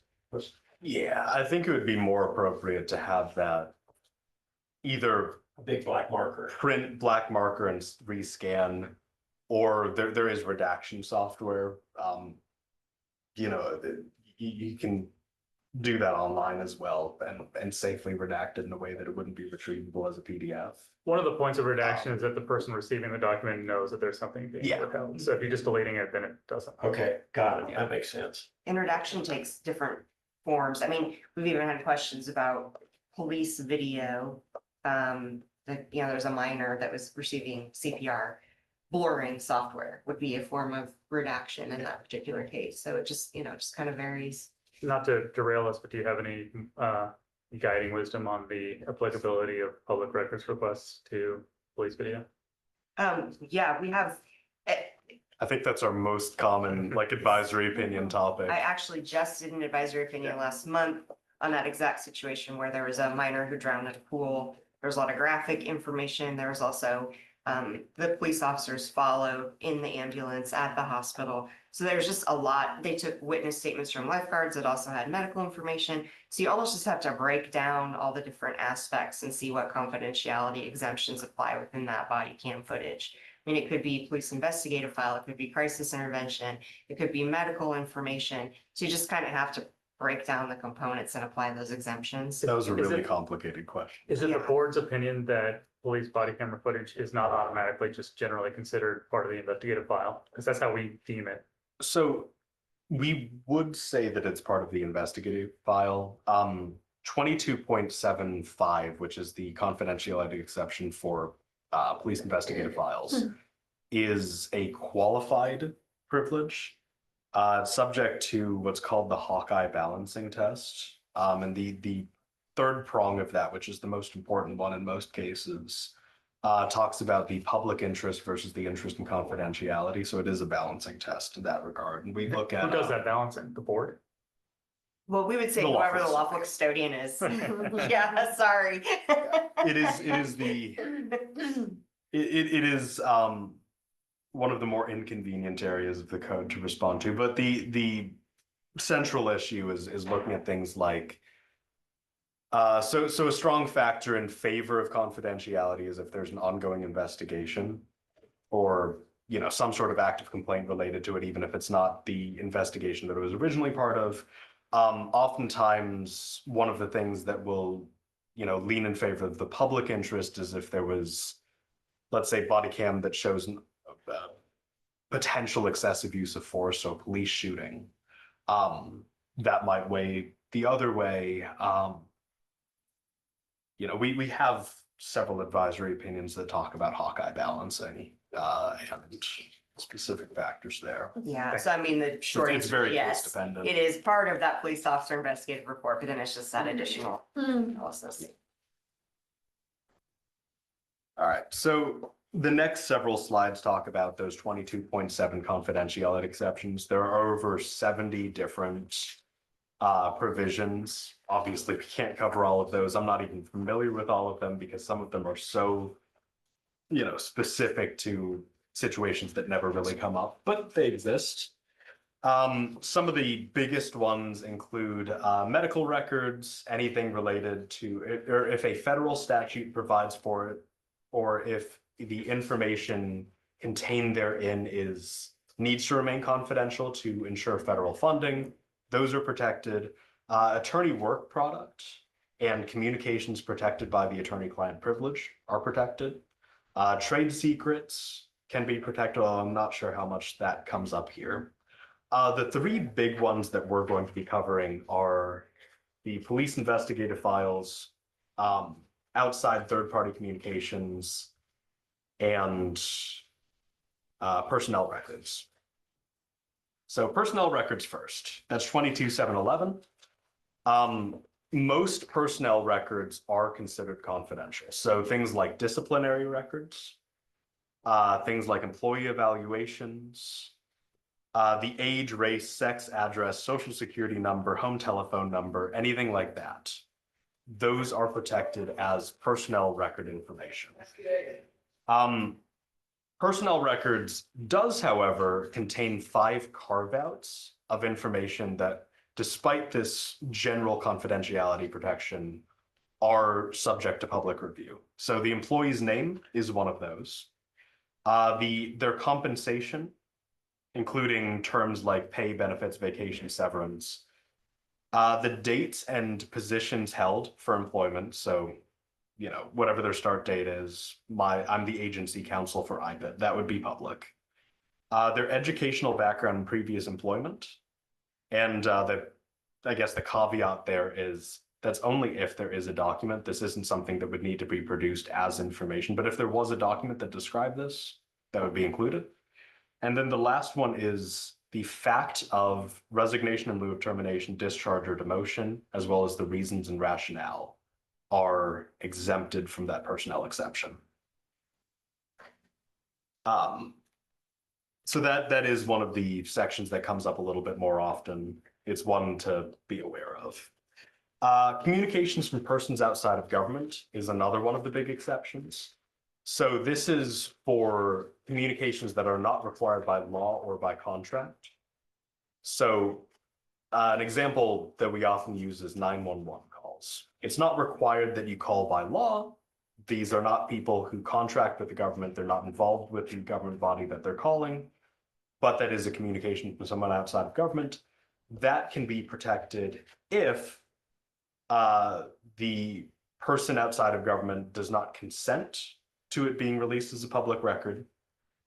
And if the lawful custodian could reasonably determine that the person would be dissuaded from reporting if made public. So it is not an automatic exception, but if it is the sort of information that wouldn't be communicated if that person didn't have some protections for their privacy, then that is protected. And again, for a 911 call, that's the classic example.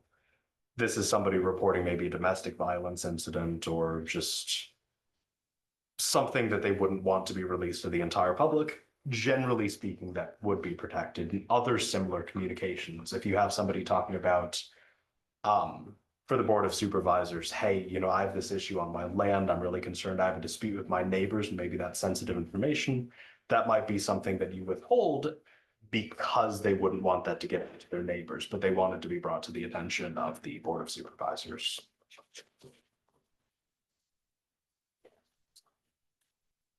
Job applications are another example of that communication from outside of government.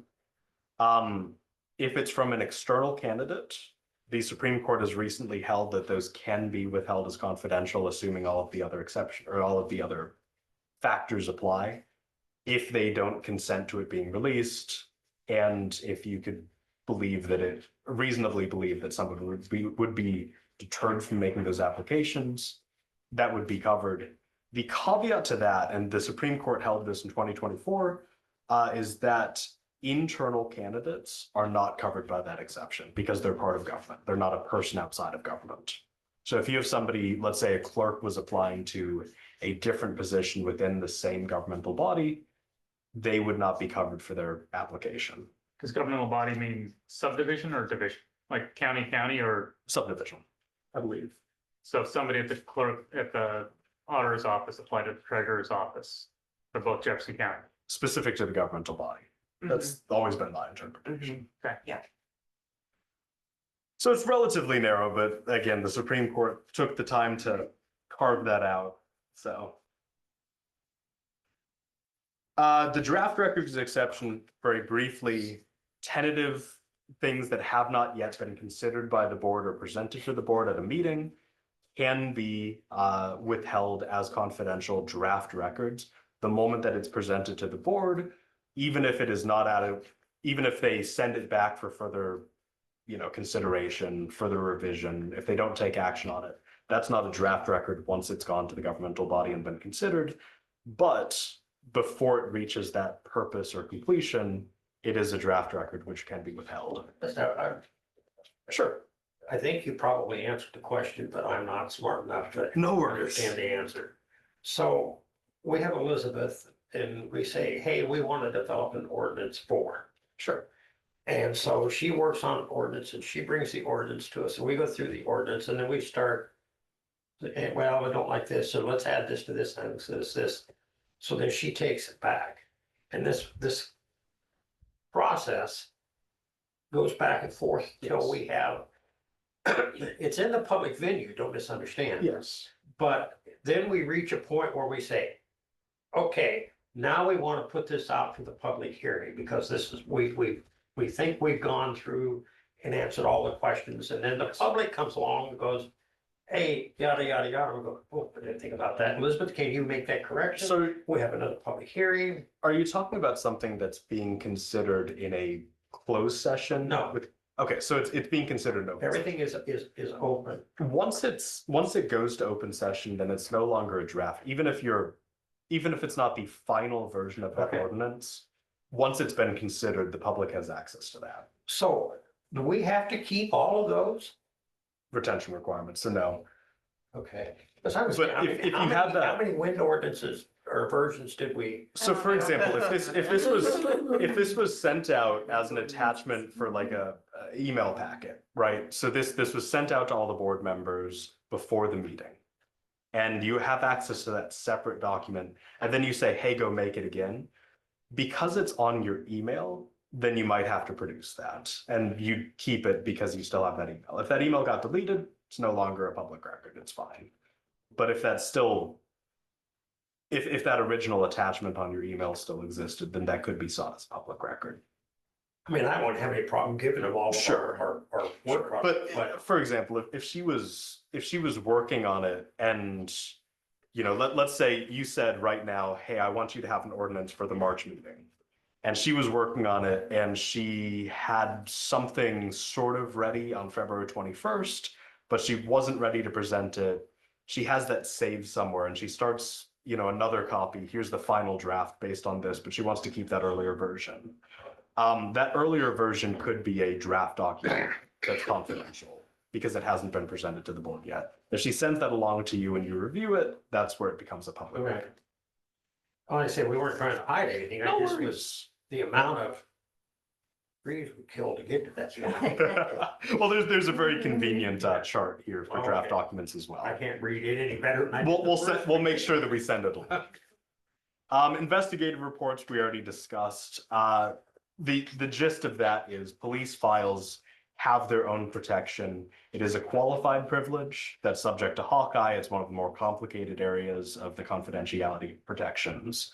The carve out to that is that the date, time, specific location, and immediate facts and circumstances of a crime or incident are not confidential unless disclosing those things would present a danger to an ongoing investigation or the safety of any individual. Who makes that determination, the investigator? The lawful custodian would. Okay. So they could say, and this is more, I guess, for actually you could potentially review those records as Board of Supervisors. I'm just, or I'm referencing you know, you talked earlier, one of you did about all the Sure. television. No, that was during our autopsies and stuff. But, you know, I hear them say, well, you know, they catch the individual because the individual starts talking about incidences of the crime that weren't related, that weren't released to the public. Sure. And so that's why I asked. Sure. And that could be, the argument there would be, it would compromise an ongoing investigation. So that would be permissible. Same with if it would compromise somebody's security. Do you have any guidance on how long that investigation is ongoing? Like, No. So that's up to the, if there is an ongoing investigation, then there is an ongoing investigation. We have a complaint right now that's 40 years. Yeah. Missing person?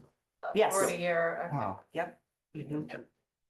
And that would still be considered an ongoing, or it could still be considered. Our position would be until there's a criminal charge, the investigation's ongoing. Or until it's closed. Or close, right? But Right, yes, because if there's an appeal, Right. yes. then it could be. No, we would agree with that. Very briefly, settlement records, this is the one time in chapter 22 where a record does affirmatively need to be produced. I said at the beginning that you generally don't have to create a record in response to a request if you don't have it already. Settlement records, if there's a legal dispute and the parties, including the government body, reach a settlement, then the government body is required to create a summary, a brief summary, describing the identity of the parties involved, the nature of the dispute, and the terms of the settlement. That's a transparency provision that they just decided to add to 22. Is that required if there's a public records request or just on any settlement? I believe it's worded, so, yeah, no, it's, so you need to produce that summary, and then it is subject as a public records request. Okay. Now, what if in the settlement, there's a lawsuit in the settlement, the agreement that's reached says non-disclosure? I believe that you'd be able to say the identity of the parties, the nature of the dispute, and the terms of the settlement are subject to a non-disclosure agreement. I think that would be the interpretation. Yeah, I think that's right, but If that was part of, well, I don't have a 100% answer to that. That's a good question. That's what we would do in such a circumstance. and I they can believe find that us would out. be the case. Technically, the law provides for penalties. The great thing about the Iowa Public Information Board is we almost never fine penalties against a government body. It's much more efficient and I think much better for everyone to just go through that informal resolution process. Technically speaking, chapter 22 does provide for penalties, as does chapter 21. But I don't know of any IPIP case where we've actually awarded those. Not to, maybe I shouldn't say that every time we have this discussion, because maybe that opens the door for things, but great thing about IPIP as opposed to the district courts. And then very briefly, best practices, just to review what we've discussed. When you get a records request, it should be promptly acknowledged. Providing contact information for the lawful custodian ensures that those requests are directed to the right person. Provide an approximate date, and if there are fees to be charged, provide an estimate of what fees will be charged. If there is a delay that comes up during the process, that communication can avoid a finding of unreasonable delay, particularly if it's a long delay. If you receive a lengthy request or one that has downloadable attachments or links, in order to review the request itself, you can request a restatement of that question just to narrow it down to what's actually being asked for. Already talked about that. And then if there is no record, you're able to say there's no record. That's the end of the story. You don't need to produce anything, but you should tell them that there's no responsive record. If it's being withheld as confidential, you should say that it is being withheld pursuant to this rule. You don't need to disclose all of the details if they undermine confidentiality. But if they request, for example, a personnel file, you say, we are not producing this because it's personnel.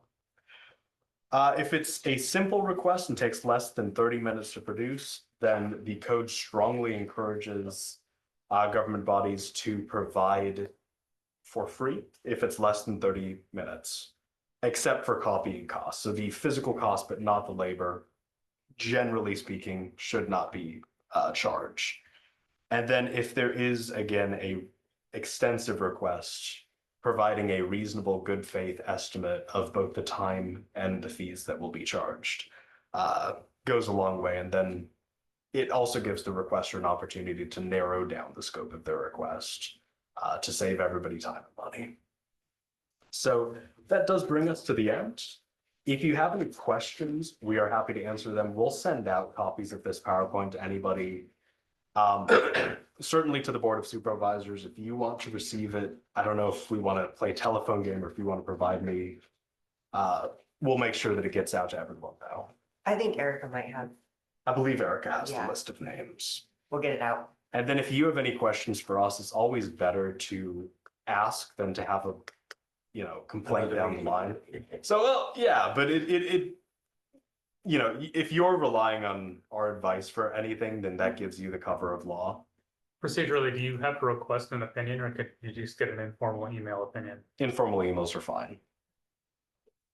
We answer them. I answer informal emails. I get like 5 or 6 a week. Yeah, we get them all the time. If we do think it's something that is important, like for everyone else to get, we may say, hey, this would be good as an advisory opinion. So if you ask us that thing from earlier about new supervisors reviewing old closed sessions, we definitely turn that in. That's one that needs to be made, I think. Yeah. I was Of course, just you have to go to Des Moines to get it, but it's okay. Well, thank you for your time. Oh, thank you. Appreciate it. It was a pleasure meeting with you all. Thank you. Thank I you so appreciate much. you putting up with us. No, you guys, Thank you were wonderful. Thank Thank you. you. Stay warm. I 8 inches is we've avoided, at least in Des Moines, having really much snow at all. We have. You can keep it right up there with you. We've been good, and then 8 inches. Yeah, I'm not, they haven't hit it yet, so I'm not gonna sleep over that only if it happens. That is That's when it will happen then. Wednesday. So I might get you a snow plow, right, on my pickup? Do you have a snowplow? On my pickup, yeah. Thanks for coming. Oh, thank Thank you so you. much. Thank you for coming. The Weather Channel is telling me. Thanks. Thank you. And sorry for my voice. I'm talking a lot. No, so I'm fine. I'm a little bit hoarse right now. You didn't have to face the screen. True. Well, I don't think. I thought that there were more people at the beginning. Yeah, I don't know if they've they been just dropping logged off. Yeah. They're saying 3. It got to be noon hour, so you know. Yeah. All right. Well, y'all have a good one. Is Thanks. that- That's what you're getting for Wednesday 3 to 5? That's what it says, 3. Oh, I like that. Well, Weather Channel. That's for Fairfield, right, Iowa? We need a motion to close. Yeah, I suppose we better. So moved. Second. We have a motion and a second to adjourn. Thanks, everybody. All those in favor say aye. Aye.